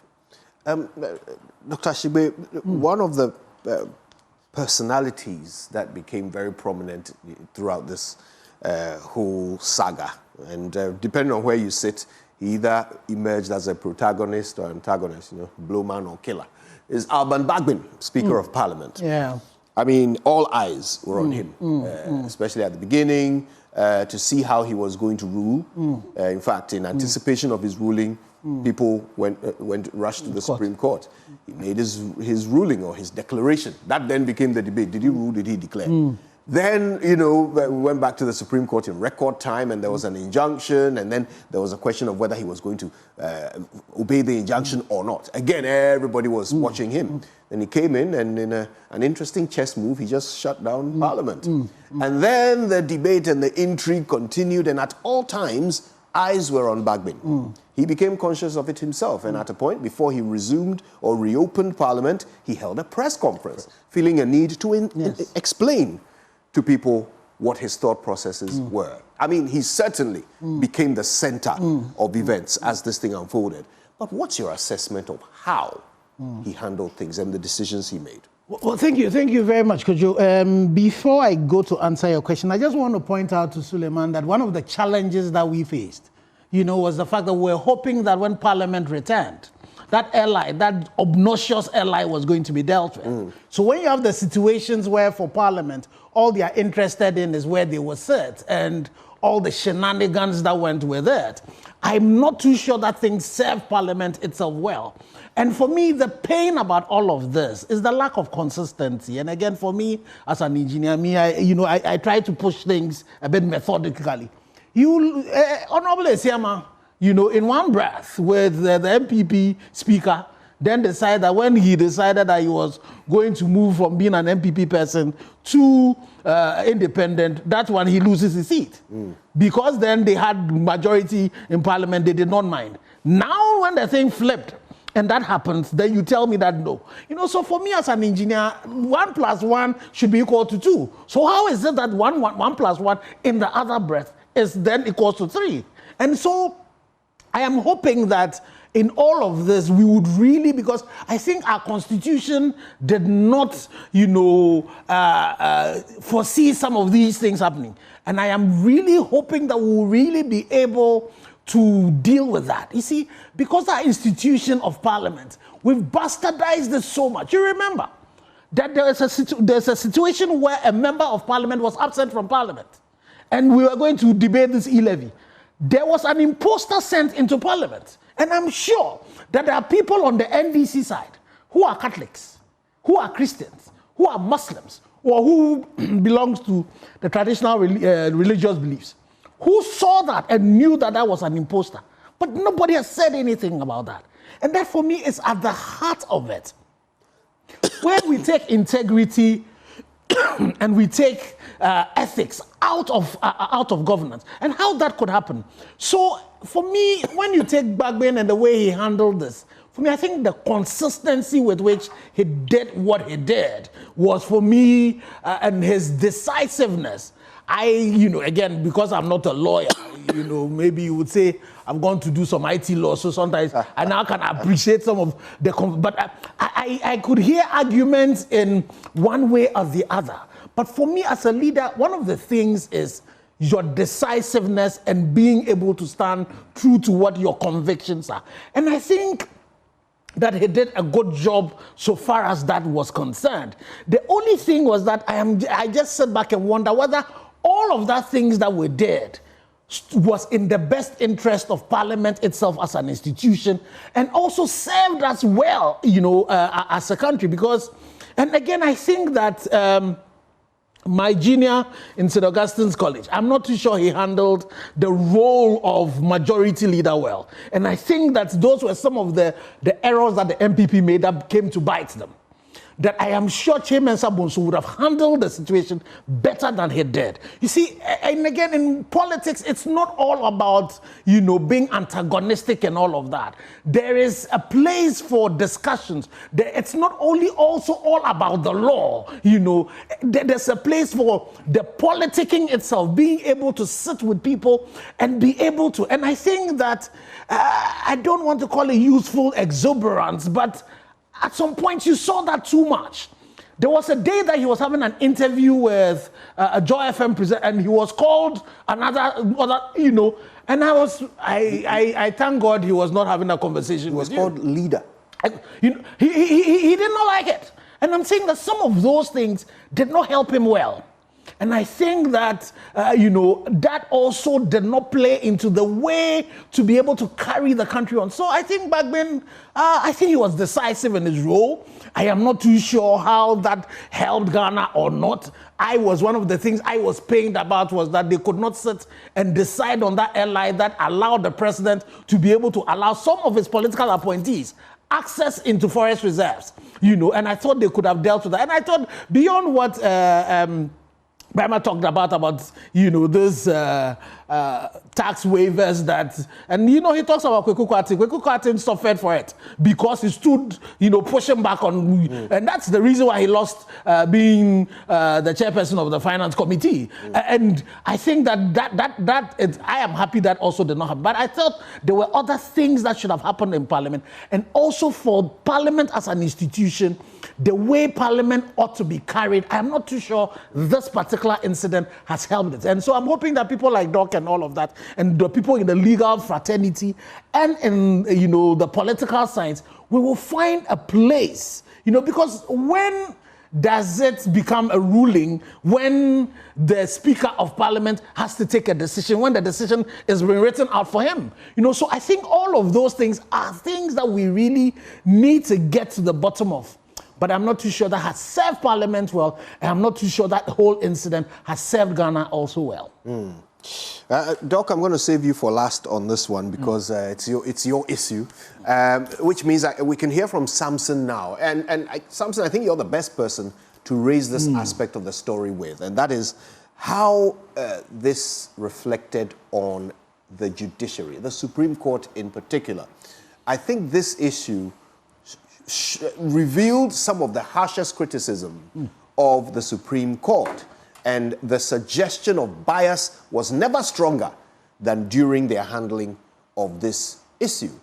I wonder, though, has it done some lasting damage, in your view, to the Supreme Court, to its reputation, its integrity, and the level of trust that Ghanaians can place in it? You see, sometimes you will hear lawyers suggest that, oh, forget about these members of the public, forget about these journalists. They simply don't understand because they do not have the capacity to understand the things of the law. And we get it completely wrong. Everything we do about the law and in the court is about the people. The Constitution says that justice emanates from the people, and it is administered on their behalf, in their name.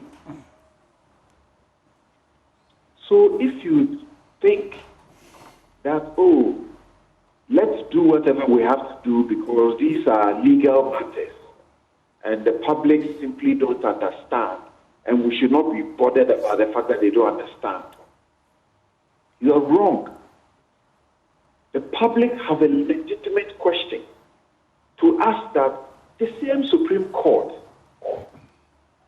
gives an injunction against a member of Parliament from going to Parliament and sitting. And then the Supreme Court turns around and say, you cannot, deprive a certain people of representation. Then you think the people will not have legitimate questions to ask? If it is Judge Kwesi, he can be injuncted, his people can go for whatever period without being represented, and it's okay. But if it's Mamle, Morrison, or whoever they are, for them, they are, look, it did such a hemorrhage. It did such a damage. And look, listen to even the dissenting judges, the two judges, how those judges eventually appear to have had their dissent, their disagreement elevated over and above the decision that said, let these people remain. Margaret cannot say they should step out of the house. Those judges said that the Supreme Court had absolutely no business entertaining the matter, because Article 99 was clear that if you had a question of the nature that, the majority leader had had brought before the Supreme Court, if you had a question of that nature, you should take it to the High Court and not the Supreme Court. And the Supreme Court took the matter and sat on it. Lovely Johnson and Isifu Moro Tanko, two judges, said, hell no, we have no business. We shouldn't entertain this matter. But, Kojo, my views on it were no before the Supreme Court made a pronouncement, and they haven't changed.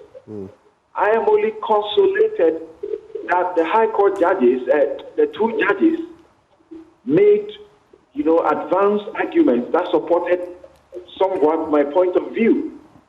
And I'm happy to be in the minority, and not in the majority, because the majority can be wrong.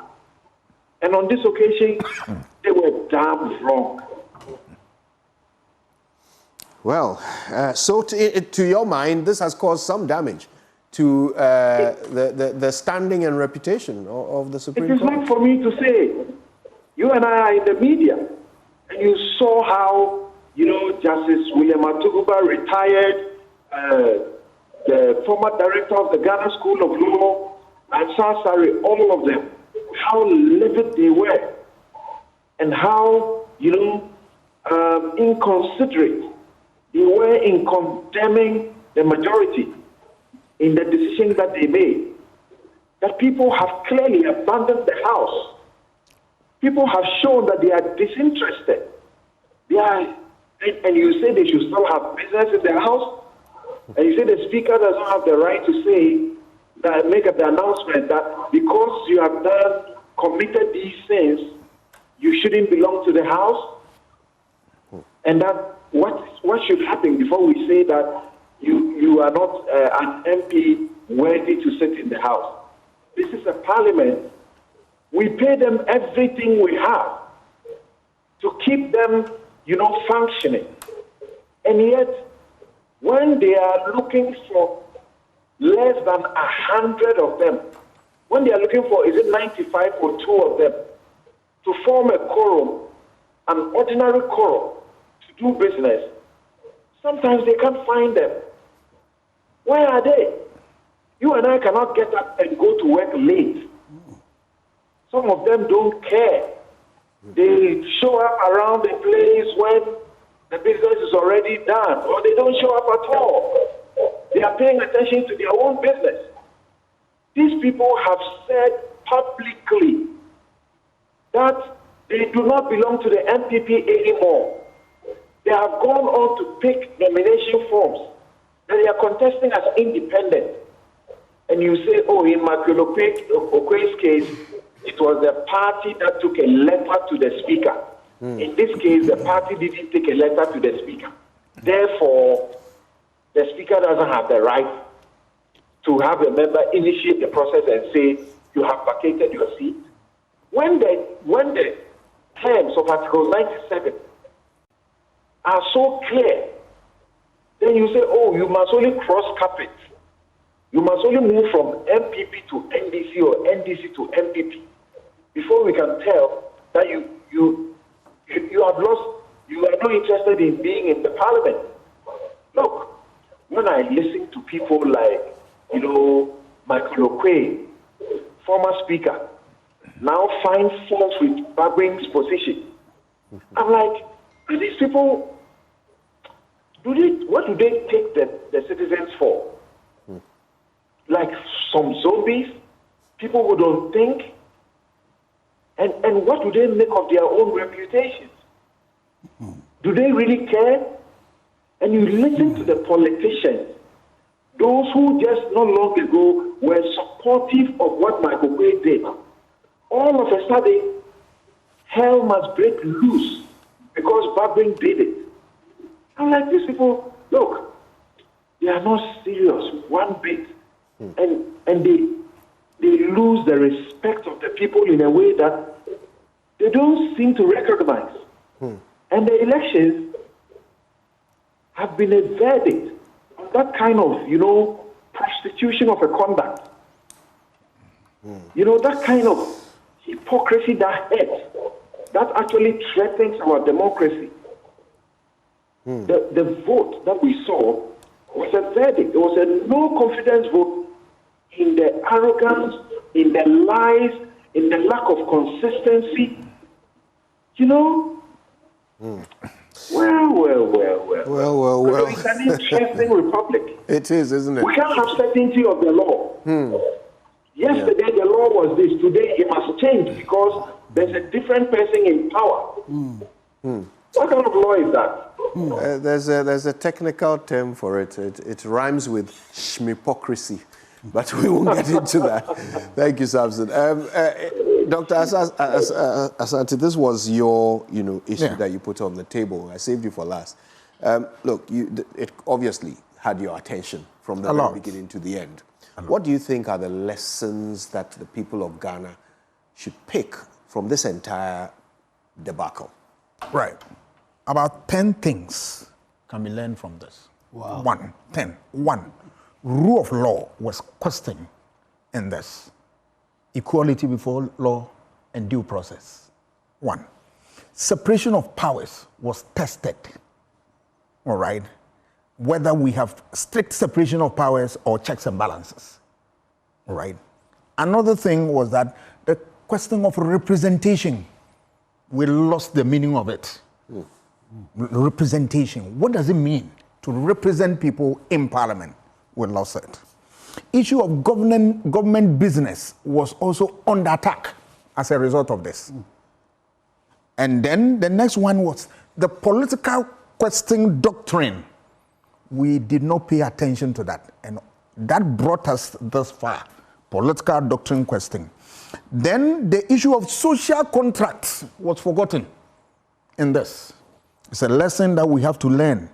And then there is something with the Ghanaian politics that anytime we are going for elections, we are quick to identify problems.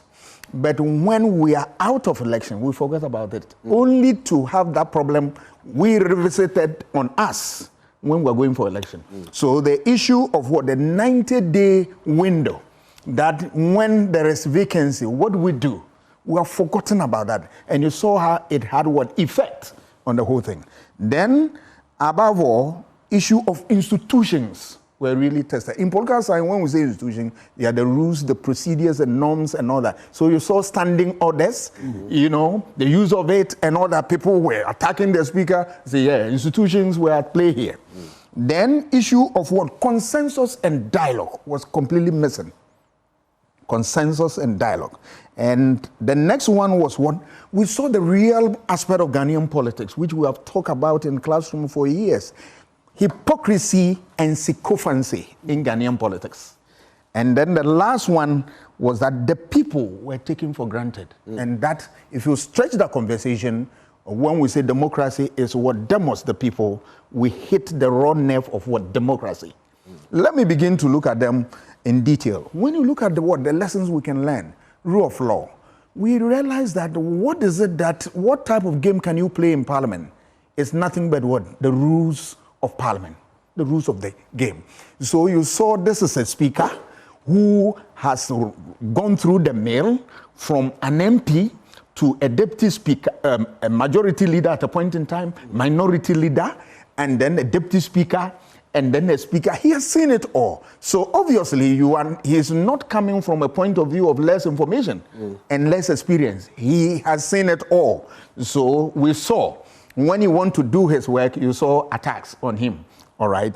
It's something that came up. You saw the issue of separation of powers. People were saying that, hey, Parliament is a no-go area. Don't touch it. We operate separation of powers. And that they said, yes, you can go there. But to what extent? You realize that people lost the understanding of what separation. Were we practicing the strict separation of powers as, developed by Montesquieu? Or we're looking at what? The convex that Americans introduced, the checks and balances. That the bulk of your powers are given to you, the slices of it are given to others to serve as a check on your powers, right? So we saw that. Issue of representation. So I will start off with the issue of separation of powers. It is true that Parliament had powers, and today there's no doubt that Parliament powers are clearly what? Stated and all that. The Supreme Court also has its own powers, and so is what? The executive. But at what point do their powers meet, and which of them serve as a check on the other, right? For the avoidance of what? Abuse of power, all that we're saying, that any power given to you, there's a check on you. So yes, Parliament, you can make laws, but the law must be drafted in a form of a bill for you to go through and all that. And when you finish, you submit it to executive for signature and the rest of them. So as you venture into another territory, there's a check on you. So we didn't learn that, yes, there is extent to which one department can go. We didn't see that. Because some of these issues, when you look at them, I want to tie a number of them together. Issue of political doctrine question comes in. That you have certain decisions and actions that ought to be taken politically, not legally. We lost sight of that. So you saw that even the lawyers will tell you that from the Supreme Court, there is a ruling that says that the Parliament is a master of its own rules. What happens to this? You saw that there was a certain misunderstanding here. Can Supreme Court come in or not? At what point can the Supreme Court comes in? At what point can Parliament also assert its authority? Is it the case that each point they have to write to Parliament, Supreme Court for interpretation or what? There was a big problem. But when we get these things right, what I believe we have to do as a state is that we have to farm out all those gray areas and decide which one are political doctrine questions. Then we leave it for Parliament to address, so that we don't bring the judiciary in. Because once you bring the judiciary in, the judiciary will leave that scene tainted. People will give it all manner of names, that it is favoring one party or not. If you go to advanced jurisdictions such as the US and all that, they've developed this concept seriously. We have to take a second look at that if we want to save our democracy. The issue of representation, if you look at the Supreme Court ruling, at one point in time, it said, look, let the people go back to Parliament because they are denying their people representation. Yes. If you throw them out. Yes. Okay. Then my question is that the 90-day rule, which is in the Constitution, that 90 days to election, if there is any vacancy in Parliament, you don't fill that vacancy. Are you denying the people representation or not? We have lost sight of that one. All right. And let's look at representation. What are the functions of Parliament or MPs? One of their functions is what? Representation function. And what is it? They represent the interests and aspirations of their people.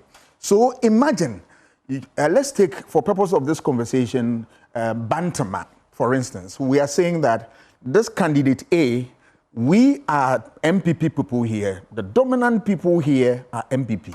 We want you to represent us as what? MPP candidate. Then you go to Parliament. 6 months to election, you say you found a new love with NDC. So you are making what? A U-turn in there.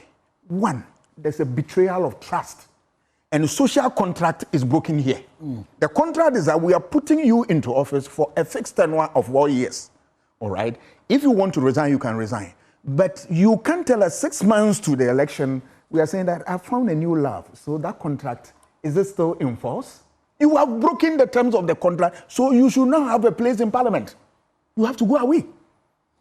Two, when that individual, you saw the Supreme Court ruling, said maintain him because he has only declared intention. Then my question is, if you are in there and the caucus you find yourself in, if it is MPP that you are in, and that you are going for as MPP, NDC member after the election, can they, when they're having a meeting, MPP caucus meeting, will you be part?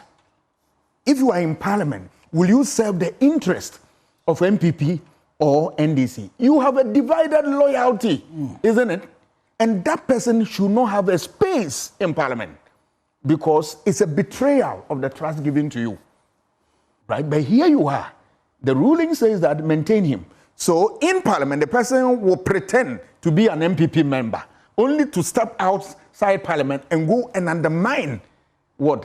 NPP in NDC camp. Because if you read the constitutions of the political parties, all that they say that any action of any member or individual of the party that ran contrary to the rules of the party, it's grounds for you to be thrown out of the party. So here you are, MPP members of Parliament, they are in caucus that we want to win this election. You wear double hats. So in there, can we include you in the caucus? You step out there and you're saying that, yes, the very things we discuss here, I'm going to undermine it. That person is not faithful. He should not be. So that thing, we didn't learn much from it. Representation function. One, we did not give true meaning to social contract, that we have assigned you to be there for 4 years, a fixed tenure, provided you are not impeached or there is no death. You remain faithful to us. You can't tell us 6 months to election, you have found a new love, so you want to change.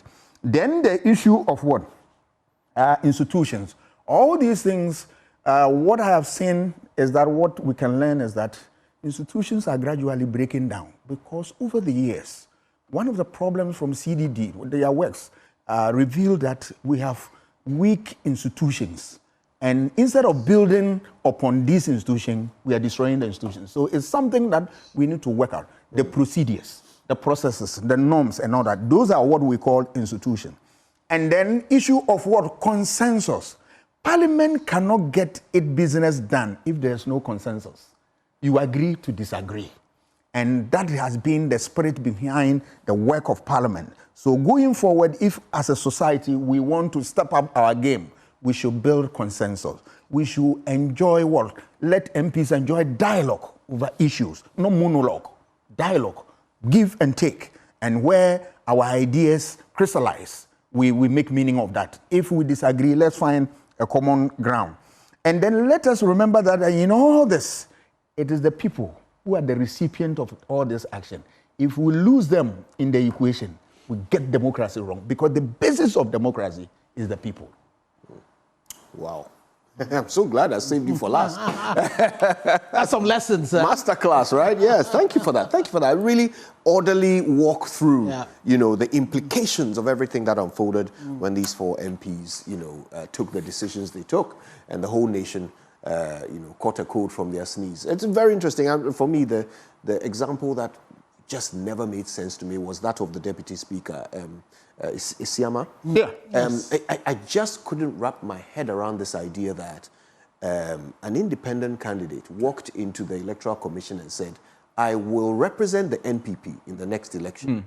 The Electoral Commission registered them as the candidate for the NPP, but the Supreme Court said he had not joined the NPP. And then tied to it is that the people who said that I'm going to represent NDC in what? Maybe Anglo, and you get there 6 months to election, said, I found a friend in MPP and I'm going there. So in Parliament, you purport to be an NDC person. As soon as you walk out of Parliament, you are NDC. Fascinating. Come on. Anyway, we've still got a lot to talk about and very little time left to do it in. So we're going to take some messages, and when we come back, we'll hear from you. I've been asking you to tell us your quote of the year from 2024. Which thing was said by which public figure, which has stuck in your head on which particular issue? Let's share it with us, and let's all remember some of the really, really significant things that were said in 2024. When we come back, we've still got business to do. We'll see if we can spend some time on that ambulance case that took Ato Forson and Richard Jakpa into the eye of the storm in the courts. And then we've got to talk about the telenovela that was the 2024 election. Don't go anywhere, because in the words of the philosopher King Paluta, apeke, apeke, apeke, apeke. We're back after this.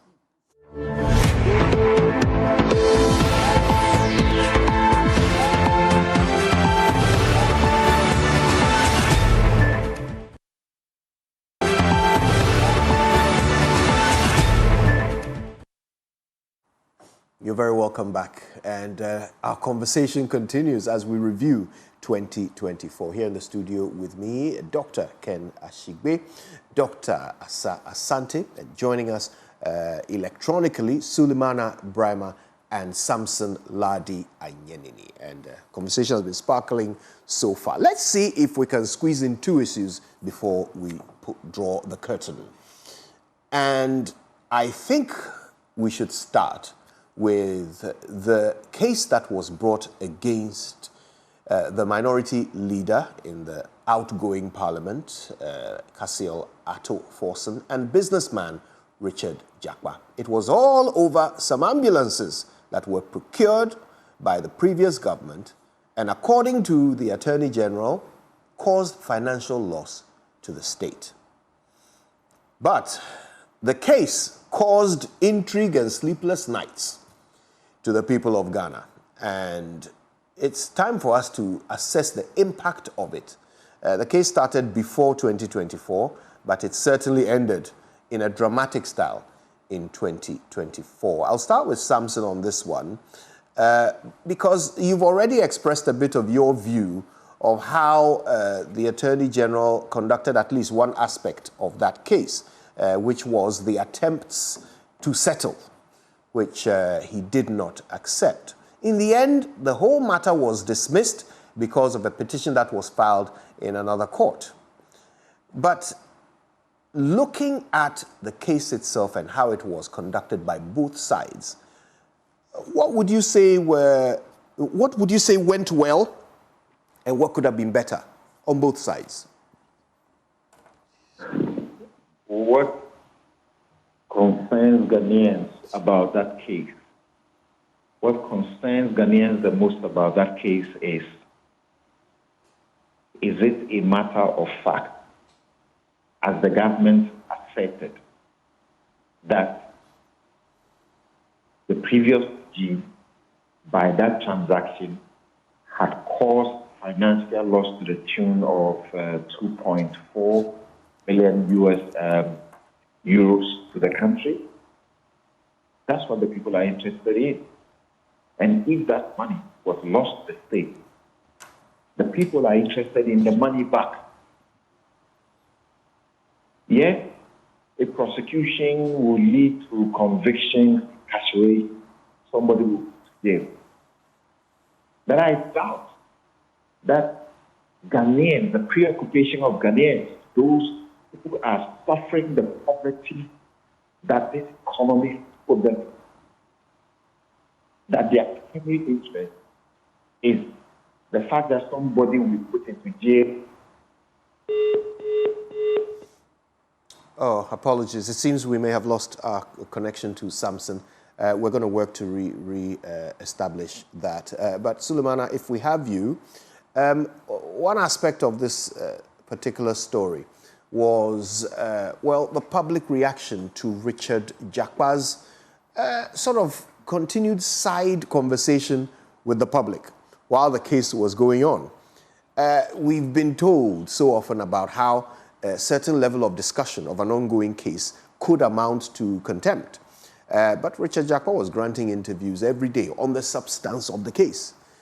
I wonder, right, okay, I think we may have got Samson back on the line. Samson, we had a bit of an interruption there, but please resume the point you were making. Yes, so the point I'm making simply is this. This is the Ghana that we are going to the IMF for $3 billion US. This is the Ghana that Occupy Ghana took Auditor General's report 5 years and audited it and found that money is misused and money stolen by public officers, by politicians. That has to be recovered. For those periods put together, it's in excess of almost 3 times what we are at the IMF looking for.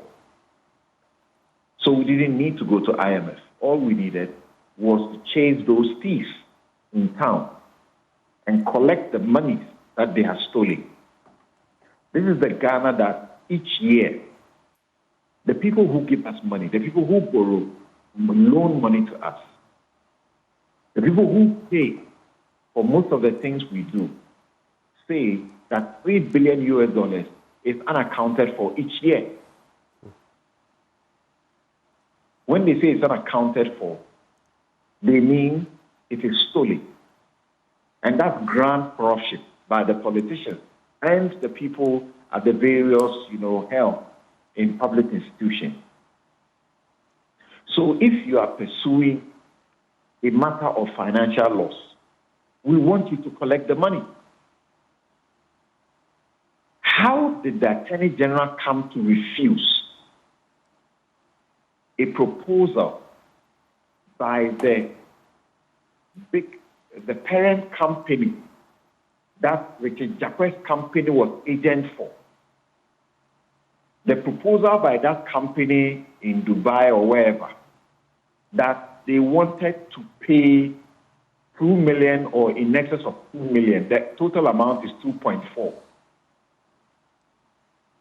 And the Attorney General tells us, Ghanaians, looks you and I in our faces and tells us, I rejected it because they were not party to the case. Nonsense. If I recall, the suggestion when this matter was challenged was, in fact, by somebody in the Attorney General's office, was that if they are that interested in the money coming back to the state, they should have Richard Jakpa present it. Would that have been the solution? They should have him do what? Present the money to the state, or offer the money to the state, rather than a party. All of that crap. But what is our interest? Has somebody written to say we want to pay the money? Yes. Why did you reject it? I rejected it because the person is not a party to the suit. Then you spend our money fighting the case, and then you lose it. So you have spent our money on top of the money you are chasing, and you get us zero. And you should not be explaining. You should not be telling us why we are in that situation. Who has caused the financial loss? So all the things, the drama that came up about the case, about how somebody was trying to coach a witness that they are not supposed to do, the law forfeit, you know, and all the gaslighting they try to do, that, oh, all of these things are not clear. Look, the things that were complained about, if they were complained about anybody, not the Attorney General, they would have lost their job. Anybody. If they complained about one of the state attorneys in the Attorney General's department, the Attorney General would have been the first to remove them. He kept his job. But that's not my interest. My interest is the Attorney General's department owes us an explanation. Why we have lost this case, spent money on it, and the people were interested in paying money, and we don't have that money too, because we rejected it. When people owe you, your first and primary interest is the money back. This thing about the source of it and looking for somebody to agree that they are part of it, and they don't agree, that Atu14 doesn't agree that you should be part of it. All of that nonsense, just cut all of that out. Somebody was interested. So today, I say that is the big question that remains to be answered, that the Attorney General must answer. It should not go. It should not be forgotten. And we should not take any lame excuse, you know, for it. That's my regret about that case. Yeah. And I believe that's what the Ghanaian people are interested in, and not the drama around it and how it got lost and how it got personalized to a point of persecution or not persecution, and how the army suddenly found some documents and, you know, gave it to the Attorney General from all sorts of sources, you know, and you saw justice being turned on its head. Anyway. Well, thank you for that. And Samson, I'm made to understand that you have another engagement, which means that you can't stay longer with us. But goodness, we really appreciate the time that you've spent with us so far. We wish you a very happy new year, and thank you for being with us this evening. Samson Ladiangen there. And, well, I think that leaves just the two of us to wrap things up, the three of us, to wrap things up. And Sulemana will rejoin us shortly. But on this particular matter of this ambulance case, I was going to ask Sulemana this, but I think, Dr. Ashigbe, you could give us your perspective. Whenever we are covering cases that are in court, active in court, you know our training, that we must be very careful not to let our discussion go into the merits of the case, because that could end us in contempt. Yes. Richard Jakpa took a very unique approach to this particular case. It seemed as if for him, it was just as important that he won in the court of public opinion as winning in the courtroom itself. I mean, what was your take on that? And do you think that the media succeeded in walking the line of not engaging in contempt? So, Kojo, you see, the interesting thing is when you have one of the architects involved in the case being the one providing the information.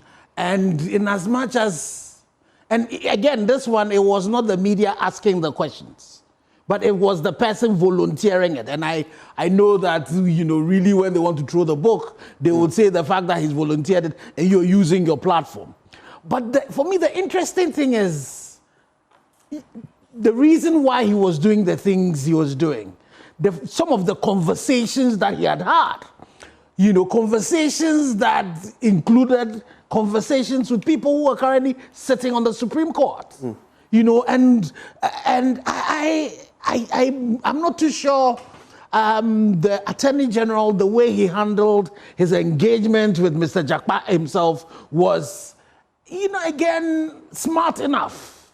You know, because some of the conversations that you're having on the phone, when as we speak, you know, the equipment that the NDC was purported to have bought, that took the NCA Director General and Chairman into jail. Nobody knows where those equipments are. Israel, exactly. Yes. And so if you are going to have that conversation with a person like this, and you know, so I believe that for him, it was based on what he knew that this case had moved beyond what actually it was for causing financial loss to more or less being used as political leverage and had moved. So you heard him talk about persecution and that whole conversation. So that seemed to have been the thing that was, you know, pushing the things that he did. I know in issues of contempt, the judge himself could have brought him in, but there was definitely no way the Attorney General was going to be able to push all of that in, because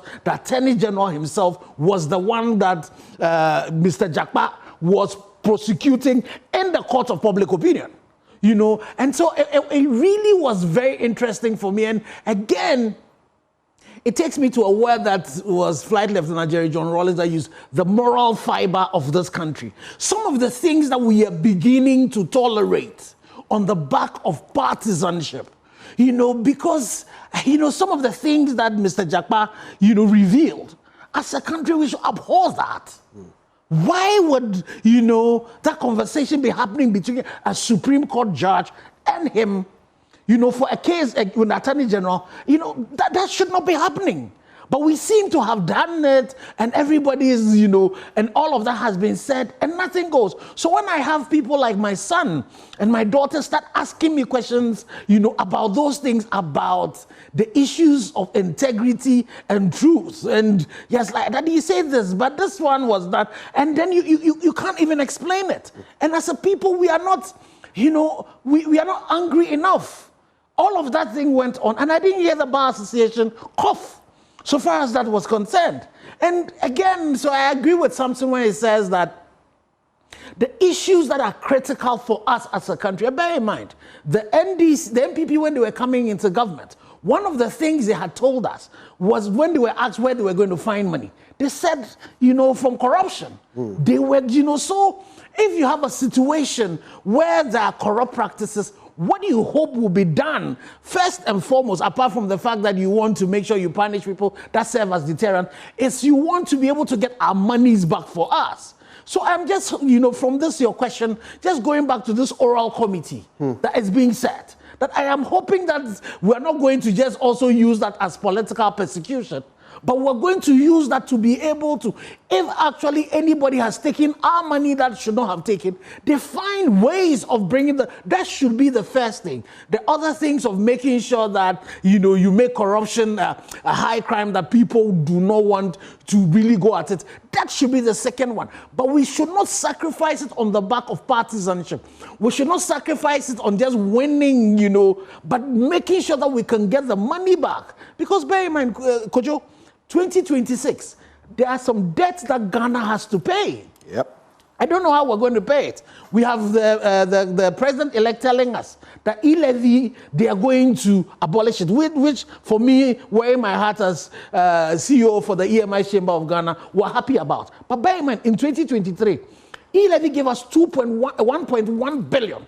And I'm sure by the time we close this, the year that has been closed, when we put the numbers together, so that gap has to be filled. And how are we going to fill it? So for me, if anybody has taken our money that has been taken wrongly, or anybody has benefited, including, you know, the directors of Akunta Mining who have done some illegal mining in the Tano Nimre Forest Reserve, I will want to make sure that the gold that they took, that money we're getting it back. So that should be at the heart of anything that we do. And I from the point something make, I'm not too sure we handled that very well. So would you blame the journalists? Will you blame the media that, you know, you had an actor like that, you know, telling us things that involved a Supreme Court judge, involved the Attorney General and himself? I'm not too sure. You know, it's funny, you talked about hopefully retrieving monies from people, including Akunta Mining and any others involved in Galamsey. And it just occurred to me that this outgoing Attorney General one of the records he has, which is Yes. touted impressively, is the number of Yes. prosecutions in the Galamsey area, right? But guess how much gold has been seized from illegal miners in 8 years by the authorities, by the police? Nobody knows. Does anybody Nobody know? knows. Nobody knows. You know, and again, but you see, Kojo, when you go back and look at that number that the Attorney General tells you about, look at this just as a number, but look at, so, the likes of Doc will tell you that they will do a quantitative analysis, but they will do a qualitative as well. Go qualitatively and look at who are the people who are involved in it. Heritage Imperial, who confessed in court themselves that they were engaged in something that the EPA and the Minerals Commission said they did not have licenses, were they prosecuted? Do you have the Akunta minings and coal in it? So the people themselves have, and again, so you take from Paul Boateng's, document, the people he had mentioned, were any of them, even taken to court? So they might have the numbers that they have put in there, but actually, qualitatively, those people, when you arrest them, nothing, if you use a Pareto principle, that is not going to happen. It's not going to solve our problem. Well, Dr. Asasante, it turned from a matter of prosecution of crime to a matter of politics and witch hunting, accusations of witch hunting and accusations of persecution. In the end, the case got dismissed because of an earlier, I believe, human rights petition that had been filed by the respondents. I wonder, if this matter had gone to its natural conclusion and these two had been convicted, what would that have done to the political landscape? Very interesting. You see, the public is always looking for justice. And if justice is served fairly, there's no problem. But when they believe that something is going wrong, and for which reason the court is supposed to stem that tide, and the court is unable to do, that's where the court comes on attack. So, whatever direction you look at it, we believe that at all times, the court must exist to do what is expected of them, by dispense justice without fear or favor. The political coloration is already in this air, but it is the duty of the court to prove those people wrong. That this is the facts, this is the rules of the game. Put together, this is the judgment. If you are not satisfied with that, you know what to do by taking it to another level. And if you look at all the stories surrounding this issue, at a point I asked myself, were you looking at a political issue or a legal issue? You saw conversation outside court, you saw coaching, you saw things that border on contempt, things that border on the integrity of the court. At a point in time, the judge who handled the case was saying that he was surprised about the Attorney General's activity outside the court and all that. And I was also surprised about the Bar Association, which is supposed to be defending the bench and defending themselves as a bar. I didn't see much of them. Then I said, well, but it brings down the point that, or it brings to the fore the point that institutions are very critical. And what are institutions? They are the rules, the regulations, the procedures, and all that. In a democracy, if you want democracy to stand the test of time, we want institutions to be strong and then be able to do what is expected of them. So I was expecting the Bar Association that, hey, Mr. Attorney General, this road is too slippery for you. Hey, what we are hearing is not, I didn't hear that. So I asked myself, well, we as ordinary people, what do we do? We're just quiet and watching the events as they unfold. But for me, some aspect of it send wrong signals to our democracy. There are certain basics, we must get them right. So could you, again, I'm sure you're going to, as Prof. Doc said, we're going to discuss the elections, which I think that's a big one. But I think it's also the year under review. So, one of the interesting things was Afronita and Abigail placing third at Britain's Got Talent. That was also, it was a sweet one. Indeed. Yes. Indeed. But again, as I say that, then I go and wear my hat as board member of Hearts of Folk. So when Black Star failed to qualify for AFCON, that was also a low. Yeah. Again, so I think those were also some two interesting, stories worth considering. Absolutely. Thanks for bringing those. I also bring my comment. You talk about any interesting comment. In fact, let's do that now. Let's hear your quotes of the year 2024. We will not hand over power to the NDC. Brian Achampo.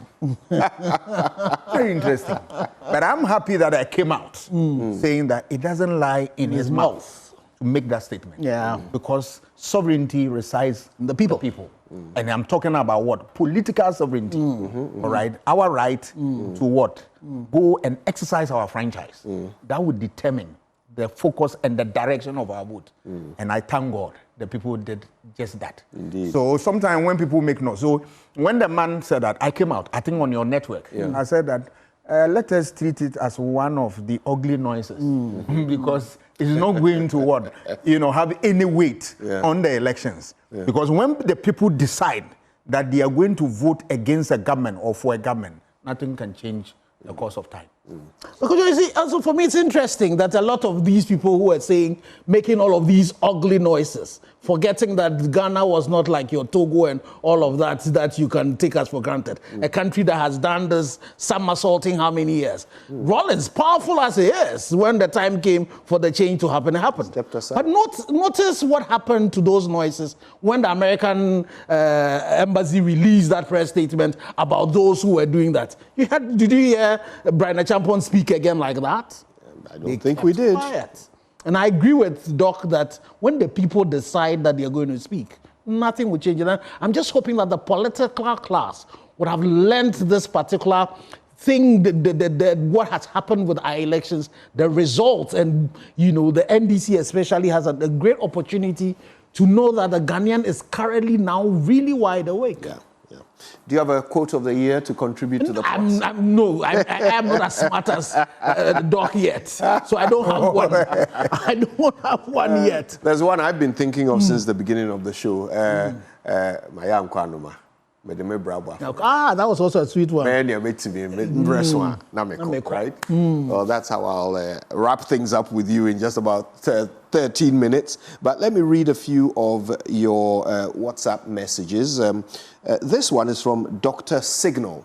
It says, talking about energy, ECG people in my district have replaced my meter 4 times since 2017 and to early 2024. Now I charge it with a meter that they changed, now charged with a meter they changed, and it is not on ECG's system. Instead of them to rectify the issue and bring back my old meter, they are asking me to pay for the huge amount, over 7,000 Ghana cedis, without any proper explanation. My memorable quote is, if I cancel e-levy, betting, and COVID taxes, what will I do if I'm elected into power? I now remembered my quote, my memorable quote. Good. You polluted more water than us. Yes. You polluted more water than us. And this man is still in Parliament. Oh, he made it back, did he? I know he was part of the coalition. And it's all the wages of sin. The wages of sin. Goodness. This one says, good evening, Joy FM. My interesting moment from the second term of the last government is Sikam Pedidi. And that's from Ama in Dome. Thank you for that one, Ama. The people of Cape Coast, I have good news for you. We are building for you an airport and a harbour. And that one is ascribed, of course, to the Vice President, Dr. Baumia. Kojo, I believe the judiciary led by the Supreme Court, herein referred to it as unanimous FC with the Attorney General, who has not won so far any significant international case yet. Really? I don't know that is correct. In fact, he has won some very significant cases. But let me finish your sentence. I believe they've let us all down in 2024. I think your marking really did a disservice to Parliament, the majority and the NPP. we realized the lacuna in leadership qualities between Afenyo and Osechi Mensah Bonsu easily. And this is from Papa C, who is in Tema Community 4. And his quote is, "We are not going to the IMF today. We are not going to the IMF." That's a good one. That's a good one. Okay, well, look, just a few minutes to wrap up on the entire telenovela of the election. So I think that we'll do it in this form. What are the takeaways from the 2024 election? If you were to synthesize it into some 3 lessons, what would they be? Who wants to go first? Prof should go first. Okay. 1, a lesson we learn that bad governance doesn't pay. Bad governance. And we saw the effects. That when scholars, professionals were pointing to the government that, look, you can't overborrow, you can't mismanage the economy, the path you are choosing will not help the economy. Fell on deaf ears. When we're talking about issue of governance, issue of corruption comes in. When people took the government on, described the president as a clearing agent, he was not happy. But Transparency International figures there speak volume of the fact that the worst performance of John Mahama was the best for Nana Akufo-Addo. And this is a government that was attacked, and this was a leader that they describe as very corrupt and incompetent. But the figures out there speak different to this. Another indices of or index of good governance or governance is the issue of human rights. If you read the U.S. State Report on Human Rights, you realize that since this Fourth Republic was born, we have seen a whole lot of human rights issues that government have just made noise about them and we have not addressed them. I.e., issue of the police,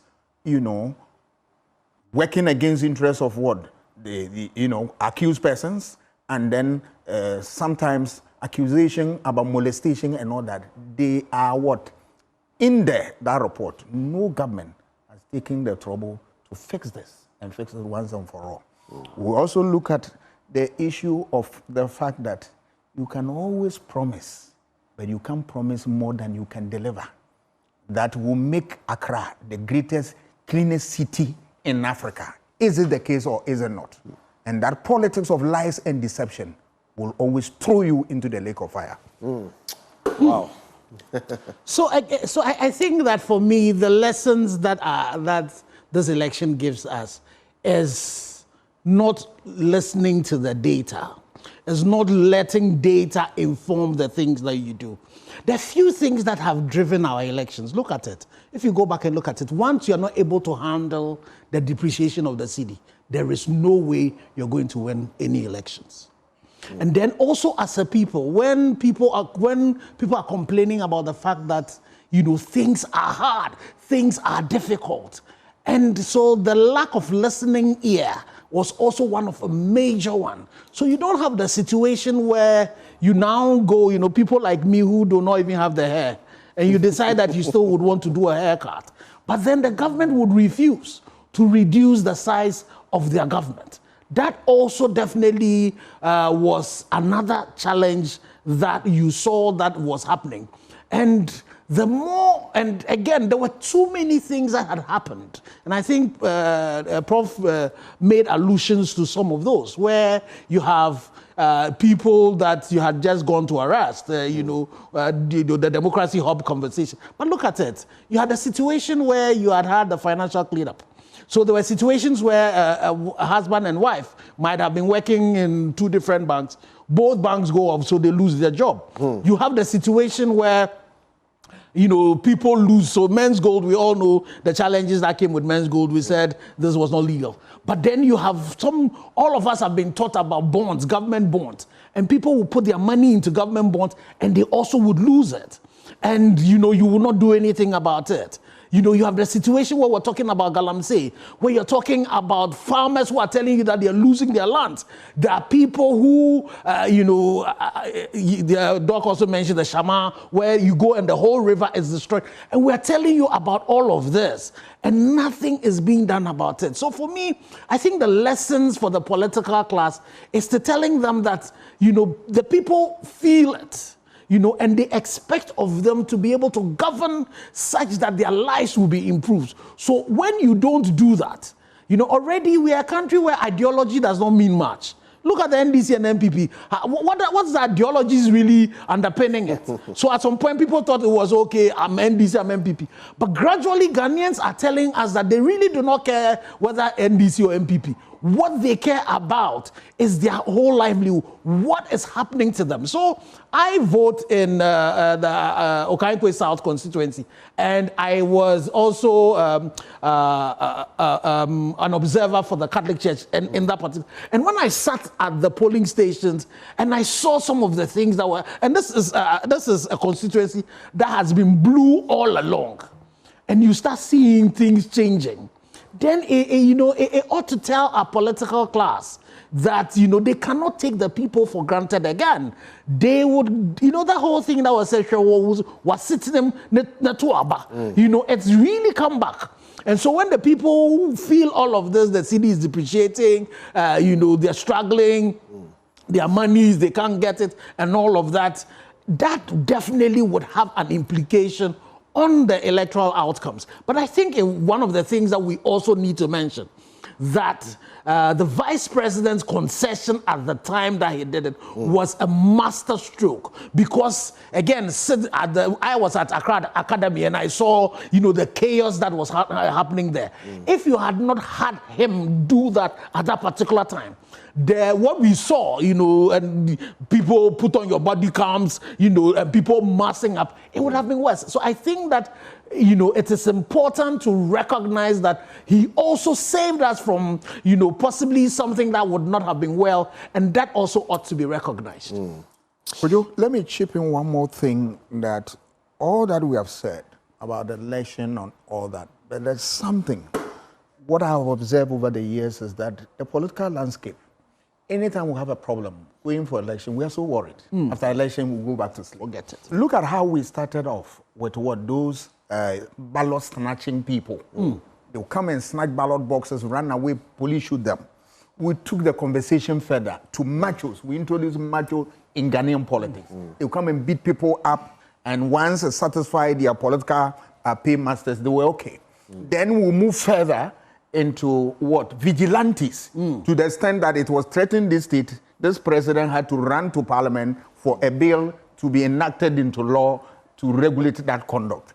Then we took the conversation a notch further by what? Shooting people at what? Polling station. 8 people died in 2020 election. Nobody talked about that. And then the last one is this election.